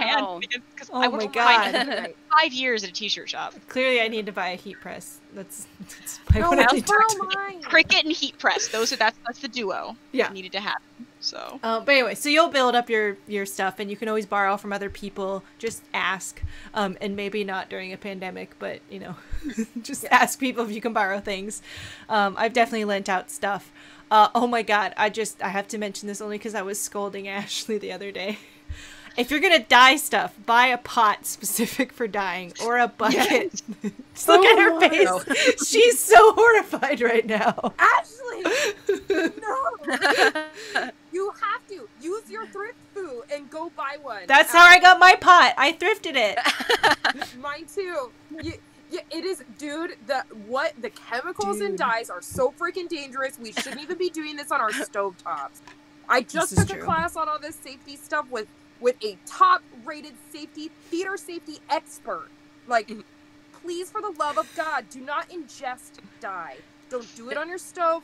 Don't do it in your house. I know you're gonna totally ignore me and do whatever you want, and that's fine. But don't say I didn't warn you. You're just saying it for the other people as well. Sure. Sometimes Not- you do as we say and not as we Do do. not eat spaghetti out of a pot that you dye fabric in. For the love of God, God, get a pot specifically for dye. Then you'll have red spaghetti. It'd be great. Oh, also No. red. I ruined Allison's. I think you know Allison. I ruined her kitchen because we went and dyed my Codex corset at her house, and she was like, "There was red still coming out of the vent when we moved." I was like, "I'm so sorry." Yeah, Anyway. so yeah, we had a slight coloring of blue on the white cupboards above. It came off, Mr. Clean, magic sponge, good shit. But yeah, we had the vent. But yeah, if you must, like, if it's December and you literally can't, like, turn on the vents, open the windows, like, Yep. don't be in the boiling room for very long. Like, just Ideally, you're using a hot plate outside with fans, with ventilation. Like, I'm serious. Like, this stuff is not good for us to inhale, and Rit is a liar for telling you it's safe to use on a stovetop. Rude. Chili's apologizing to me. It's like, nah, that was me when I was doing Silver Mist. So anyway, this I just wanted to mention that because that is something that I died a lot, but I have been dying a lot, and these are things I acquired recently. But I've also died in a washing machine, which is very exciting and terrifying at the same time. My mother would I guess that's okay too, but again, I just did a clean cycle, so it was like super hot water, and then I washed towels afterwards just to double check, and it was fine. And, I mean, the best thing about that is you're shutting the lid. Yeah. You know, like, top loaders only. Top loaders shutting only. the lid. But even so, it's, again, these are super toxic chemicals. Messing with, like, for fun. Sorry. So okay. Careful about things. Next slide. Be careful. Buy stuff as you need it. Borrow things. Don't spend too much money. TLDR. Before you buy. Oh crap! There is another material slide. Shoot! I knew there was. I was trying to be careful. Yeah. Okay, we talked about some of this stuff. Like this will be a preference as you do things like foam versus thermoplastics. I still will forever love Warbler until I die, but I've been using foam a little more recently. Like I changed my She-Ra headdress from Warbler to foam because I wanted it to be more lightweight, so it didn't fall off my head all the time. But if I make armor, it's all going to be Warbler, and duct tape patterns are great. That's how I made my boot covers. Sealants, primers, Flexbond. I'm just going to say Flexbond. Just Flexbond. that is it. Flexbond. Wonderflex. Fabric paint, spray paint. I just kind of have stopped using spray paint. I know Ashley's the spray paint queen. I like Angela's leather paint. That is actually... where it's covered. I painted this spandex pleather with the leather paint, and it stretches and I can clean it. It's great. But how much spray paint do you have, Ashley? A lot. A lot. It's all behind me here. Let me see if I can show you here. Can you see it? Oh my god. My thing's delayed. But there's a lot. lot. And then that thing is filled with it too. It's a lot. Yeah, I'm terrible. Angela's leather paint. Supergirl boots. I end up using. I don't have actually an example, because actually I do. Shit, Anastasia's right over in the other room. But I tend to use Tulip's soft matte for fabric paint. Yeah. That's all of Anastasia's, and their soft matte. I was able to get some really nice because I was able to gradient my stencils with it. So let's see. I also don't know if I put that picture in there, but there was a picture at one point of a rose quartz shield in there, and the reason I put it in there is because it's a clear shield, and I wanted to maintain that it was clear. So I did some research, and I used my Google senses. I think that was... and I got the Design Masters tinted, so that when it sprayed, it was clear. So my rose quartz shield is pink but clear. I think it is somewhere. I bought a stained glass paint for doing a Queen of Hearts rose, or Queen of Hearts heart when I eventually get to that. But I have it. Yeah. Stained glass. I also love miniature paint for when you're doing if you're doing like washes and like detailing to get the little crevices. Also, these paints are really nice for painting clear things. I've used it on like clear Warbler and stuff, and it works really well. They're really fun. But I forgot I had those next to me. No, they can go over here. And then I am currently using the Plaid FX flexible paint right now. And I like it. So depending on the color, it can take a few coats. This right now is 3 coats of gold over 1 coat of black. But it's flexible. It's not cracking, and I love it. And that's the magic thing that we've all been fighting against with paints, is be cracking. Oh my god. Yes. Yeah. And I love that's That's why we cheer for Angelus and Fun Shoes, because for years I used weird acrylics, made shoe covers, and now it's so easy. And it's been around forever. I just didn't know about it. Yep. I'm grabbing quick body paint since that's next on the thing. Oh yeah, we did a whole presentation of body paint, so we are not going to get super into this. I'm but just gonna show my Mehron palette because I have the whole thing. Yeah, please do. Mine's at Sean's house. So yeah, body paint. There's a lot of different brands you can use. I've been doing body paint for fucking ever, cosplay wise, for 10 years. From orange and red. No shit. 12 years. First cosplay I made myself was Red 13. So, Mehron has really nice palettes. They are aqua based. There's a lot of other brands. Cryoland Aqua Color is really good one. I use that one for Maleficent. Ben Nye has really good stuff for, like, if you want to go paler, but you don't want to completely wash out your face. Like, theirs goes powdery, so you can actually smooth it out pretty nicely. Yeah. So I like Mehron, and I forgot, Sean, you have to put in chat. I don't remember what you use. Pro Air. Pro Air. That's what it's Pro airbrushed Air on me. is my go-to for my long con days. I prefer alcohol based because I'm sweaty. Big sweaty girl. I think I use Sean mixed me some custom Pro Air for Jester. And then I love Mehron. Their Aqua Paradise is my this favorite. is Paradise paint. This is the full palette. This one's, I think, this is not cheap. It's like you can get between $75 and $100 depending on when you catch it. But it's very reasonable. Literally for this, all this. By the way, I could do Jester. I could do my full Jester paint probably at least twice out of this alone. Yeah. That's possibly crazy. 3 times. Like, yeah, and I just I buy like the bigger pots too for. I have this size of pot for Jester in there, like for my main characters. Like, whoop, there's a really good point about how like We Love Colors does match to the color guide with Mehron, which is super awesome. There's also Kinetic, I think. Arms like K-Socks have started doing stuff. They're another arm sock company that are they're actually, it's a cosplayer. I know the cosplayer who started the brand. I got to meet them down at ALA. They're really good, and they make custom arm socks as well as toe socks. Whoa. They have a Kickstarter. Does anyone have the link and can? So 2 things. Too. Sean, plug yourself because you're the makeup king in my eyes. And then if someone has the link to the Kickstarter, you can put it in chat as well. That would be cool. I think what's on my face here, because this wasn't done by Sean, this was done by someone else, and Starla Isby. Starla. Oh yeah. She did my makeup this time, and this was with Pro Air. I know that. I almost hired her.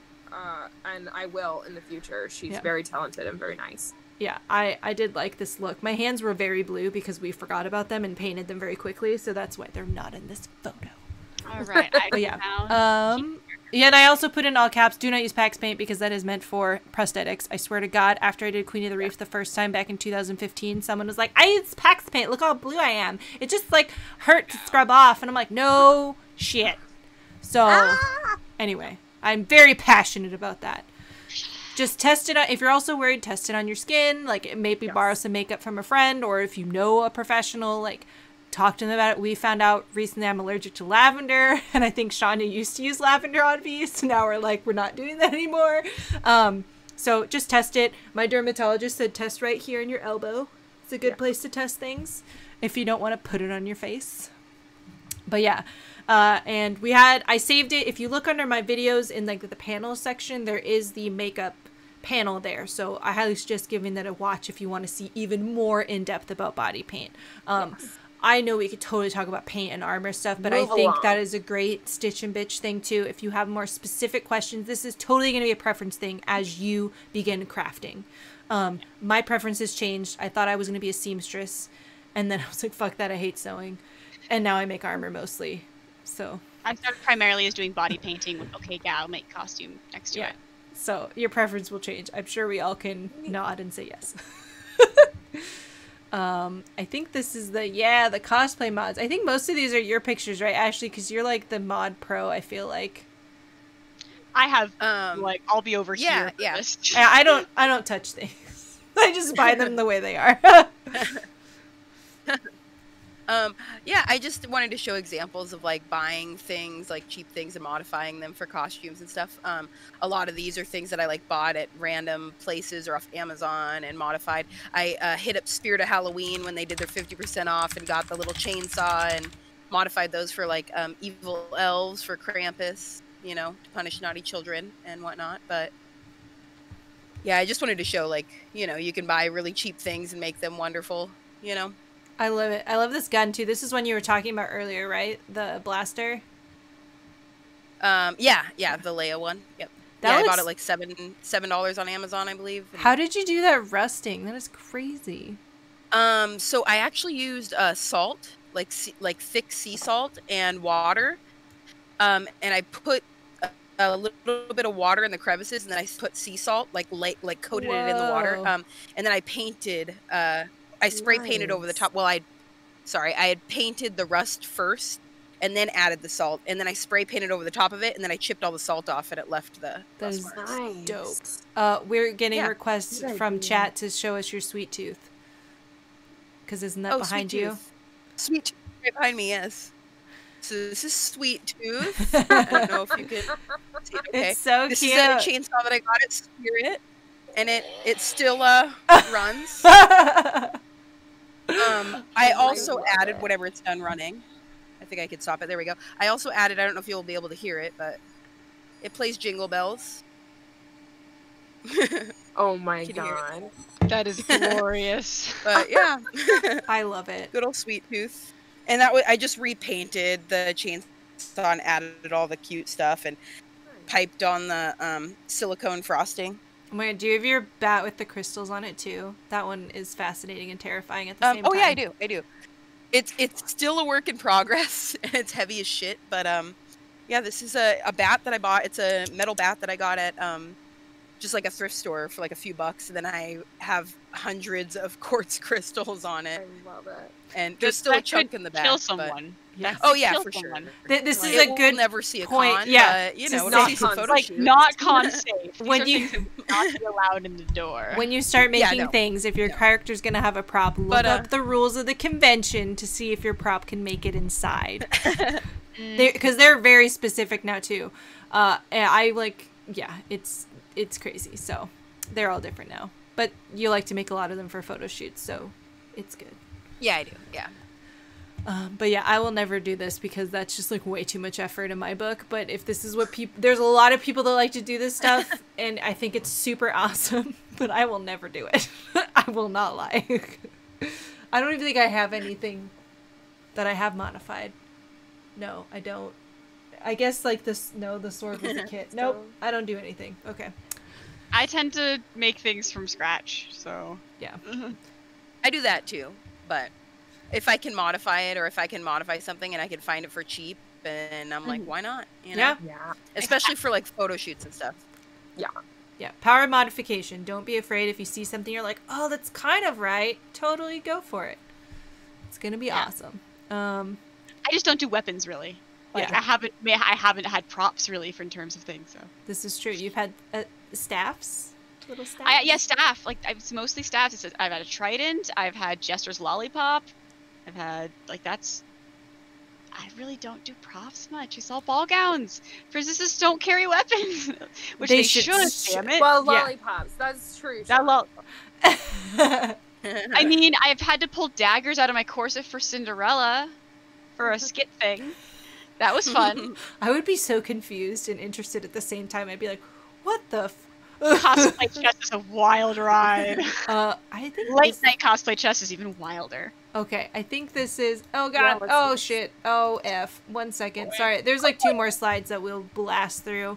We got 10 minutes. Yeah. But my hair isn't blue. What do? I like to use my hair a lot of times in costumes, so I've got like 5 wigs. But, basically, sources, how to choose, dyeing, styling, care, and then we can also...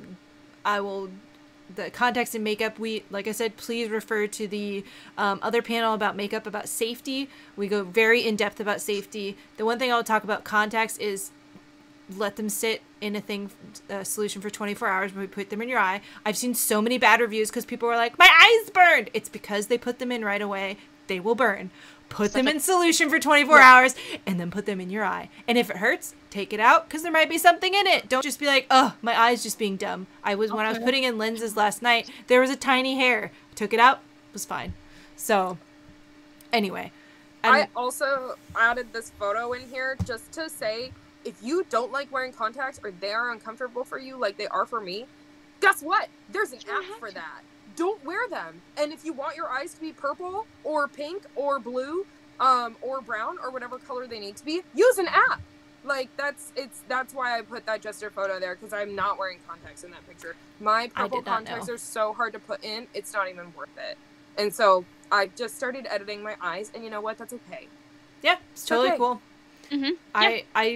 I used to wear contacts for Chandra, and then it just got too uncomfortable, and I was like, I don't care anymore. I might get some eventually, but I only really wear lenses for Mara because she would look really stupid without those, like, ice blue eyes. But the pair I have is, like, so comfortable.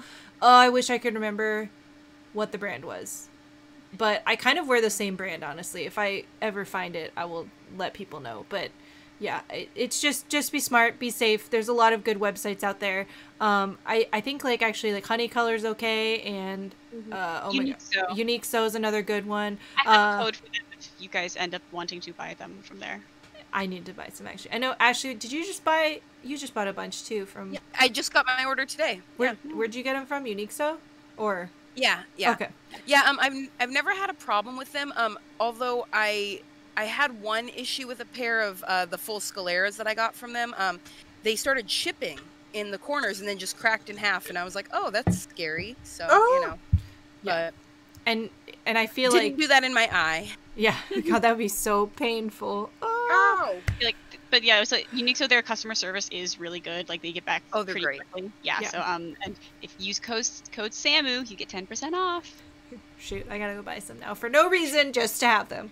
Just cause. Wigs, you can buy actually some really good wigs on Amazon, I've heard. I personally am a stuck-up person, and I buy all of mine from Arda.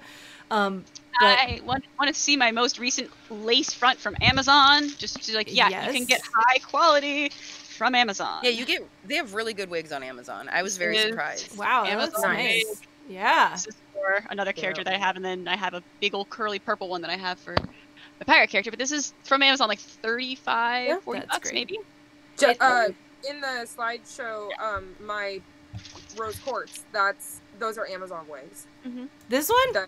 Yeah. No shit. Combined, put them together. Yes. They're Get Amazon wigs. Cheap Amazon wigs and wedge them together. It's you just buy multiple, and that has a custom like pillow crown, and then I stitched the wefts onto that. That's insane. I mean, it's one way to do it. I also am a big proponent of Arda. I have a giant head. I also really enjoy Pose wigs. I think they make some really nice wigs. I have a couple from them that are impressive. Is that POSE? Pose? POSE, Pose. Yeah, and they're I was impressed with those wigs. I have more wigs than I ever thought I would in my whole life. When I started this, I was like, no, wigs. I'm never going to have that many of them. I have so many, and they all have a different purpose. Like, I'm discovering right now that I have 6 pink wigs. 6 of them. And, they all have a purpose. So I guess when it comes to wigs, like, you're gonna end up trying several kinds, and they are not cheap. So I would recommend, like, if you can get it for cheap, get it for cheap. If you can buy one, get one. And get free shipping, like, do it. Yeah. The other brand that I love that you can also buy on Amazon is I Am Style. They are thick and gorgeous. They're beautiful. Especially I have for a couple us of theirs. Widow's Peaks. Widow's girls. Peak, yes. I Am Style does several styles that have a Widow's Peak, which in lace front. Yeah, so. that's why I grabbed this one. I got it. I think another one. I gotta check this one, but I think this one might be Edingu. They have a few like Widow's Peak, but Widow's Peak. That's cool. It's a plus. You can pluck it away if you don't want it. Yeah, just pluck it And as far as like, I learned the hard way that it could get annoying if you like own a ton of wigs, but if you store a lace front like folded, it will eventually crease at that fold. My original Marasov wig lived a couple years, and then it died because I couldn't get rid of that crease. So I ended up buying another one, and now let's see if I don't know if this will reach. just upside down camera. Those are all my lace fronts. They're all on wig stands, and they have bags over them to protect them from dust and all that stuff. So it can be annoying, but like it's just a shelf, and I mean I could fit another 2 up there, 2 or 3. So it's gonna keep them for a long time. So just be careful of how you take care of them. And yeah. You can wash your wigs. You can wash them and revitalize them. I only learned that recently, actually, and it was very therapeutic for me and the wig, I'm pretty sure. Some wigs just need a little...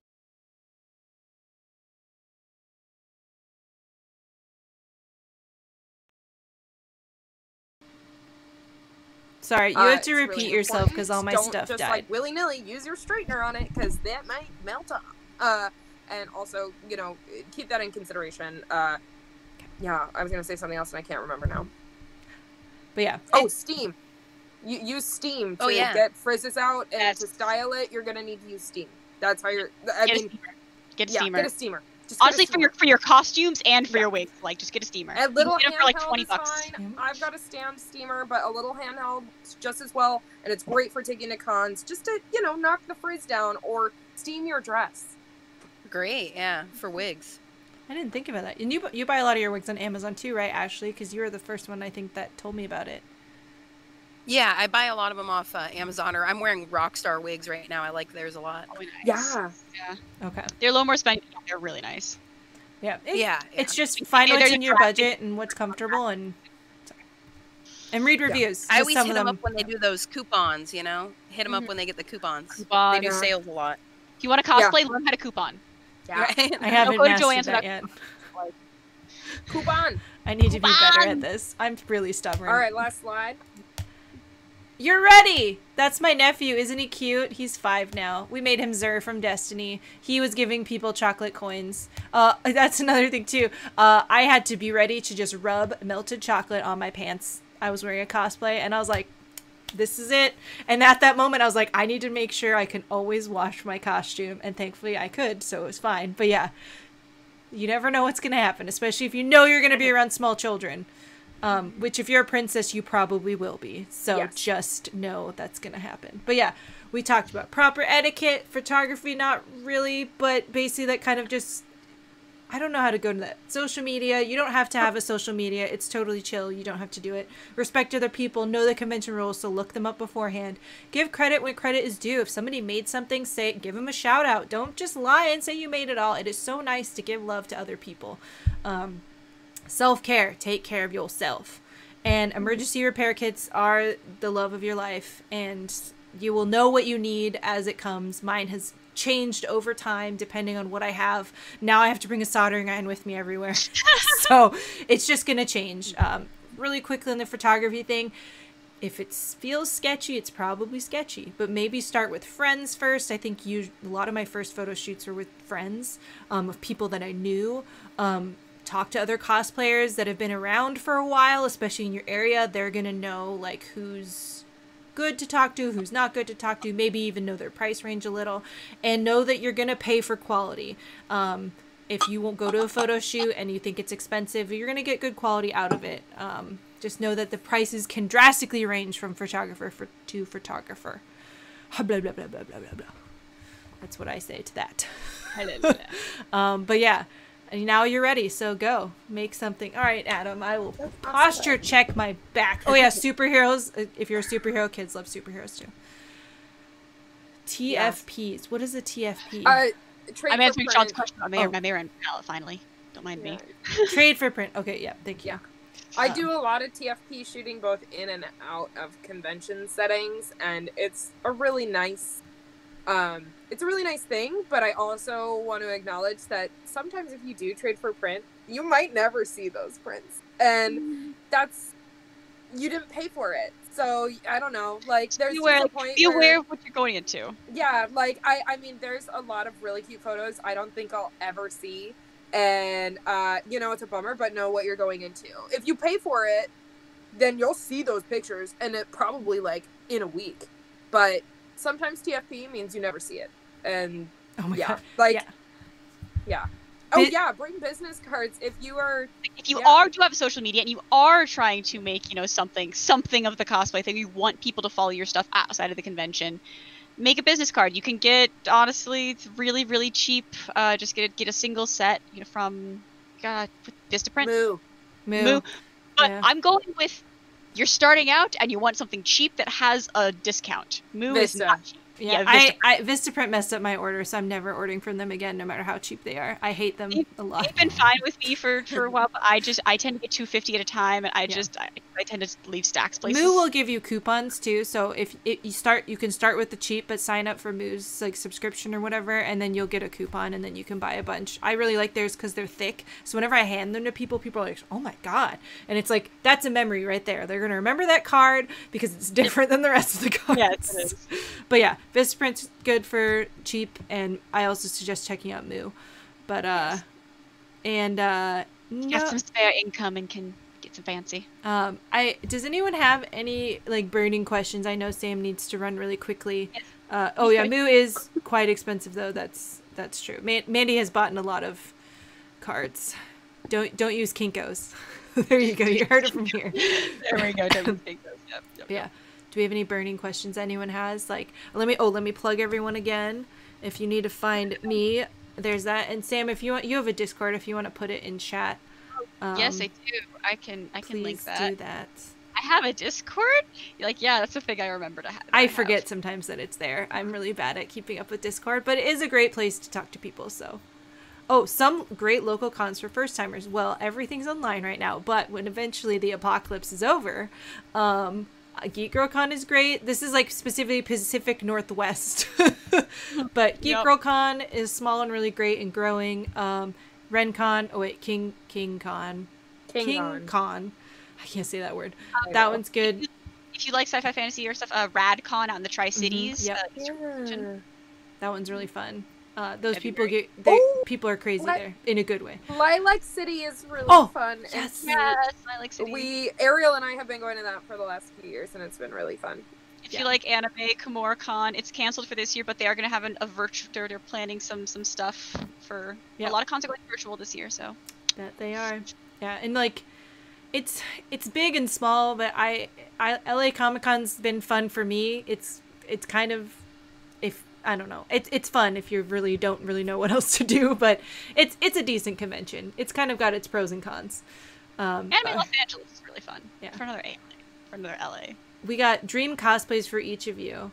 Well, Tamatoa is mine, and it's in my closet, like a quarter of the way done. So that will be done eventually. Tamatoa. It's mine right now. I've got Arachne sitting that once the queen is done, Sakizo's Arachne. Big ol' spider lady with 6 moving legs. Yeah, that's my next dream cosplay. I have others, but they're further out. Yeah. The dreams always change. The dreams keep, Oh yeah. Yep. My dream cosplay is really, really weird.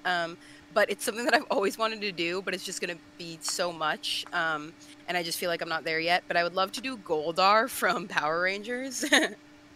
I love it. Please do it. One day. This is a hard question for me. I think that my dream cosplays right now are all original designs of my own making.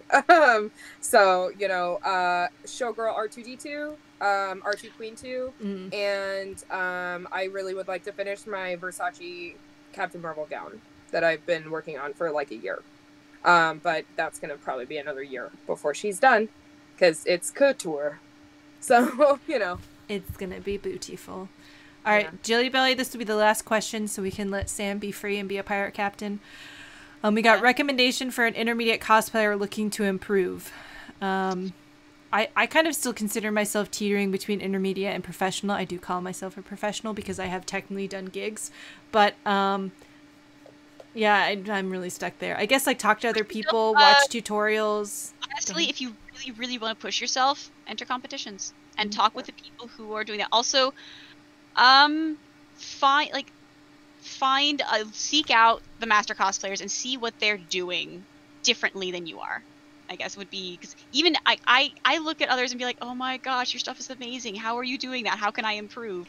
And even though I've been in the master class for 4 years, I think. Jesus Christ. Just realizing how long that's been. But yeah, it's worth it. Like, if you're able to, you know, find the people who are also competing at the master level, and like, all right, goal, let's shoot for that. Yeah, it definitely challenging yourself is going to be the biggest thing. I think my shift right now is going to be with Tamatoa, because that's a huge challenge for me, since it's a lot. I'm doing more than just like making the dress. I'm going to make everything light up and make it change color with a Bluetooth like thing. So like, and glow in the dark paint that I'm going to have to charge my sleeves at night. I'm going to be like, hang on everybody, I got to charge my sleeves and leave a light on them. It's going to be great. But challenge yourself. Pick something that's been a dream of yours and do it. And realize that we've been talking about thrifting and stuff too, but I think a big step is to understand that you might have to spend money to do that, the next thing. Like, you may have to buy more expensive material. I know we were talking about silk for pieces of Tamatoa, and so I have to go buy silk to get the look that I want. I mean, I have it now, but I had to do that. And it's just kind of putting yourself in that mindset that you might have to switch a little bit from that like necessary like cheap thriftiness, which you can totally find cool, awesome shit for that, but you may have to make the next step to buy something more expensive. I guarantee the people with, well, maybe I have no idea, I could be just talking out my butt, but I feel like when I see a lot of the beautiful dresses that like those really big high professionals are using, they're buying really nice fabric, is what I'm assuming, but I could be wrong because I don't make dresses. Well, there's also going into, if you want to step up your game, instead of like, okay, I got this fabric, it's like, have you modified the fabric? Mm-hmm. Dyeing things, painting things, smocking, old techniques. Like, if you want to push yourself with something weird, look up some weird historical techniques. You'll find things that people like Goldwork has been making a comeback in cosplay, which is something that hasn't been popular in decades, since, you know, Victorian times. So yeah, if you want to push yourself, I think we lost Hannah. I know. I was like, she's just smiling. Very like, I do have to go soon. Yeah, that's totally cool. Please continue to answer questions. Like don't stop on my account. But, I may try and find someone to raid, and you can totally jump out. And I just love how Hannah's frozen, just smiling at this. I feel like I'm being judged. I feel like this is very. I know. I wanted her to answer the question proud. too, because I feel like she would have some really great stuff to say. All right, but I'll give her a chance, but we'll let you jump out of here, Sam. Thanks for being so much. This has been amazing. I love you. I love you. Bye-bye. Oh, Hannah jumped out. Maybe she was like, I'm done with this garbage. I'm going to give her a second, because I think she would have a really good note to add about the fabric stuff that I was trying to say, but it didn't come out of my brain. Let me send her a text really quick.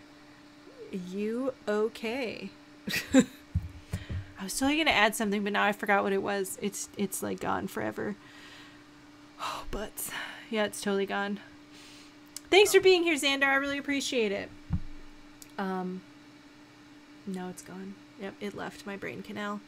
But yeah, I think also buying, like, upping how you do things. I have acquired lots of power tools now and like random things because of doing more stuff. Oh no, her internet just went down. No. You can still hear me, right? Yeah. Okay. My computer's being weird too. My internet's being weird, but I've been upgrading a lot of the things in my life this year, you know, a lot of cosplay stuff, and it's a good feeling. But yeah, let's see. Oh, fun. Thanks for being here. I appreciate it. I think while I wait to see if she can... And thank you. I appreciate everyone asking all these questions. I think it is really great because I know we're like in a pandemic and it may seem like a lot of people aren't doing things right now, but it's kind of the perfect time to learn something new. Determine what you like. I want to do a giveaway soon, actually, where I'll be giving away some Warbler. So if anybody's ever wondered about working with Warbler, you may soon be able to find out. But I'm going to see if there's someone we can raid that isn't completely off topic of what we're talking about.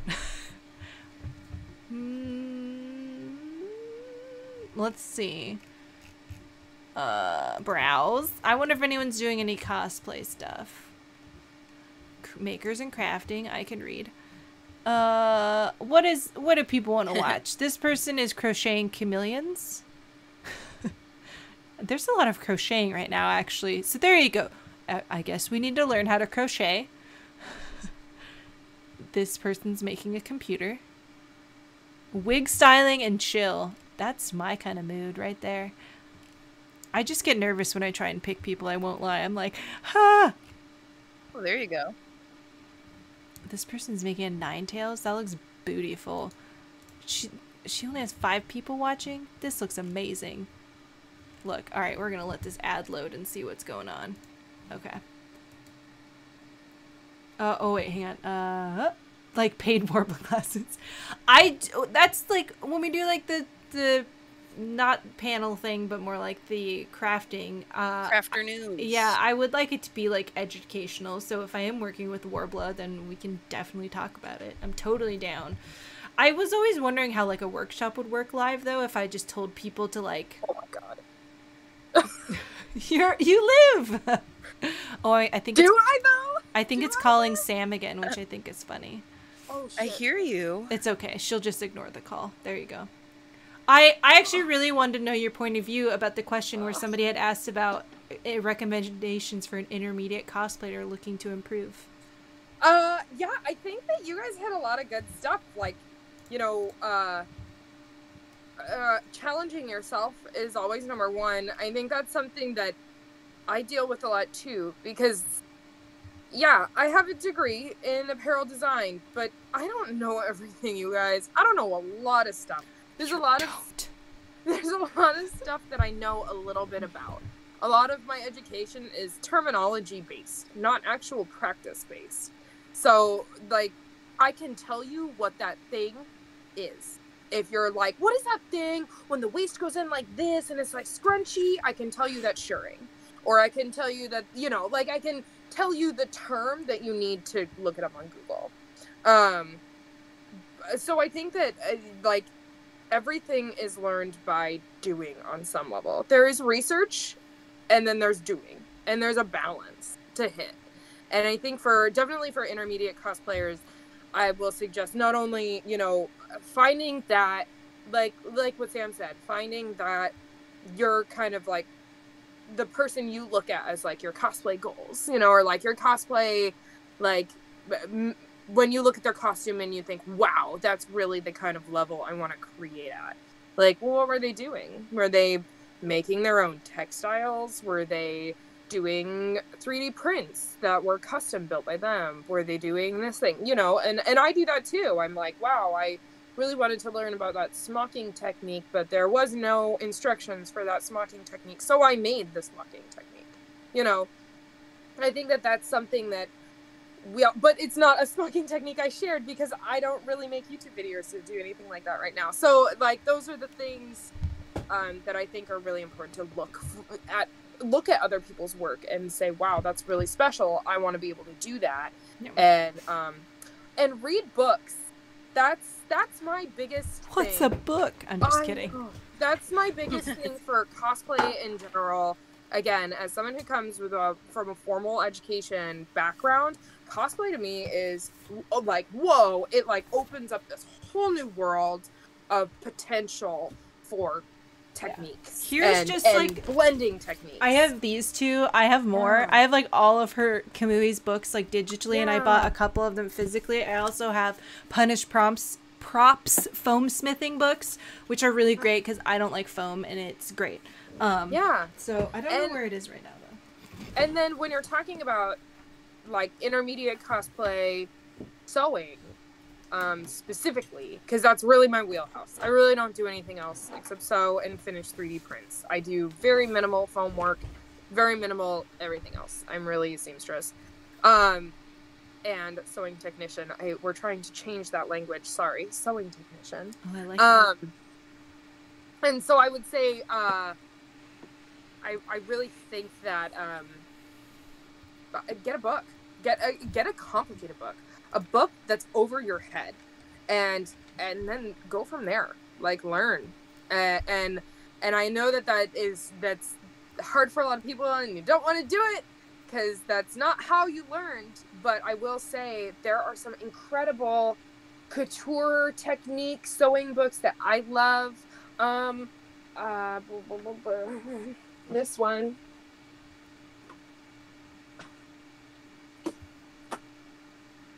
This whole series by Claire B. Schaefer. She does the couture skirt, the couture blouse, the couture jacket. And this is going to give you a whole different perspective on how the interior of clothes could look. And I know that that seems like this is definitely more advanced, but if you're an intermediate cosplayer and you really want to get to that advanced level, there are competitions in which they're going to turn your seams inside out. They're going to get in your stuff and they're gonna look at it. But I do it, and I know it drives people insane, but like, I want to know, what is your construction skill level? Because if you look on the inside of my costumes, the interior of my costumes are generally very finished, because that's how I was trained. And I think that it's something that has done well for me at the competitive level, because when someone flips my the inside of my bodice over, they see my bound edges, they see my French seams, they see everything is serged, they see it's all pressed, and there's a lot of that technical stuff that gets lost in those beginning to intermediate. You kind of lose some of that, and you can get that with books. Mm-hmm. Books will show you the way. Books. So that's my advice. Get a book. And get it can be used. Get a book. Get it on eBay. Get it online. Get it at half price. Buy a book and read it. Yeah. And then do it. I actually took a class for a short period of time, and then it was like too expensive for my brain to comprehend. But it was like this woman was teaching us how to fit paper patterns. So like before even cutting out the fabric, we made the pattern fit our body. It was mind blowing. It was so cool. So after the pandemic, when we can see people again, or if there are classes, just make sure you're safe. Try and take a class, because I'm a doer. I'm not a reader. I'm a doer above anything else. I have the book, and I'm also doing the thing next to me. But yeah, I it's really useful. And then there was a last minute question. I'm failing at this, but how do you stay motivated during like hard times, especially like a pandemic? I realized making masks, I not open invitation to make masks, swear to God, but making masks has at least let me be more comfortable with my sewing machine, because it is still, it was still new-ish as I was going into this. And it's kept me like a little bit of the creative spark flowing, just enough that I was like, hey, I guess I can sew this part of She-Ra now. And just like a baby pet project, like just something small that you can keep fiddling with, or like for me, I have the goal of Tamatoa in my brain, so I'm like, I gotta stay motivated to finish She-Ra so I can move to the next thing. But yeah, I think video chats with friends. Yeah, that's a great one. Crafternoons, video chatting. That's why I want to just have a party. That. Yeah. I've only done a couple of those, but motivate each other. Yeah, it's good to motivate each other. I know right now I'm not very motivated. I think that one of the reasons I do cosplay, and one of the reasons that it's really helpful for me, is that it like forces me to have a deadline. Mm-hmm. I am a procrastinator extraordinaire. I may not seem like it, but I super duper am.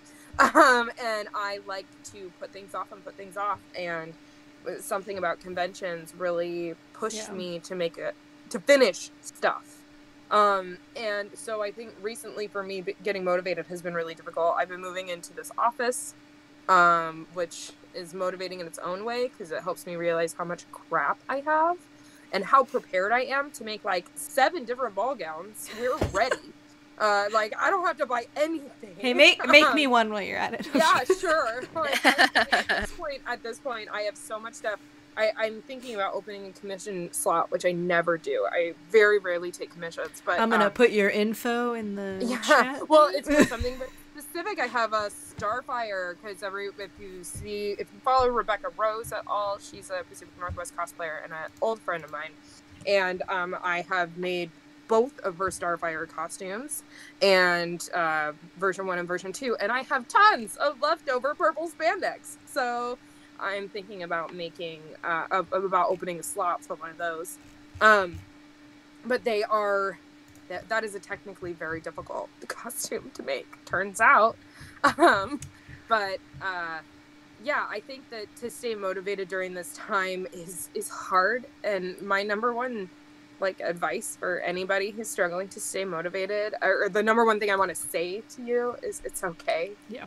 Like a lot of us are.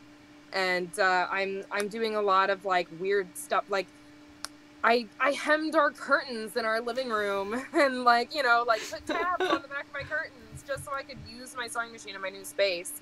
And like, again, like we talked about earlier, I'm not motivated to finish Buttercup right now because I need a real fitting from like someone who's really good at fitting to come and do that for me. Cause it's going to be, it's hard and heavy. It's a difficult costume to fit.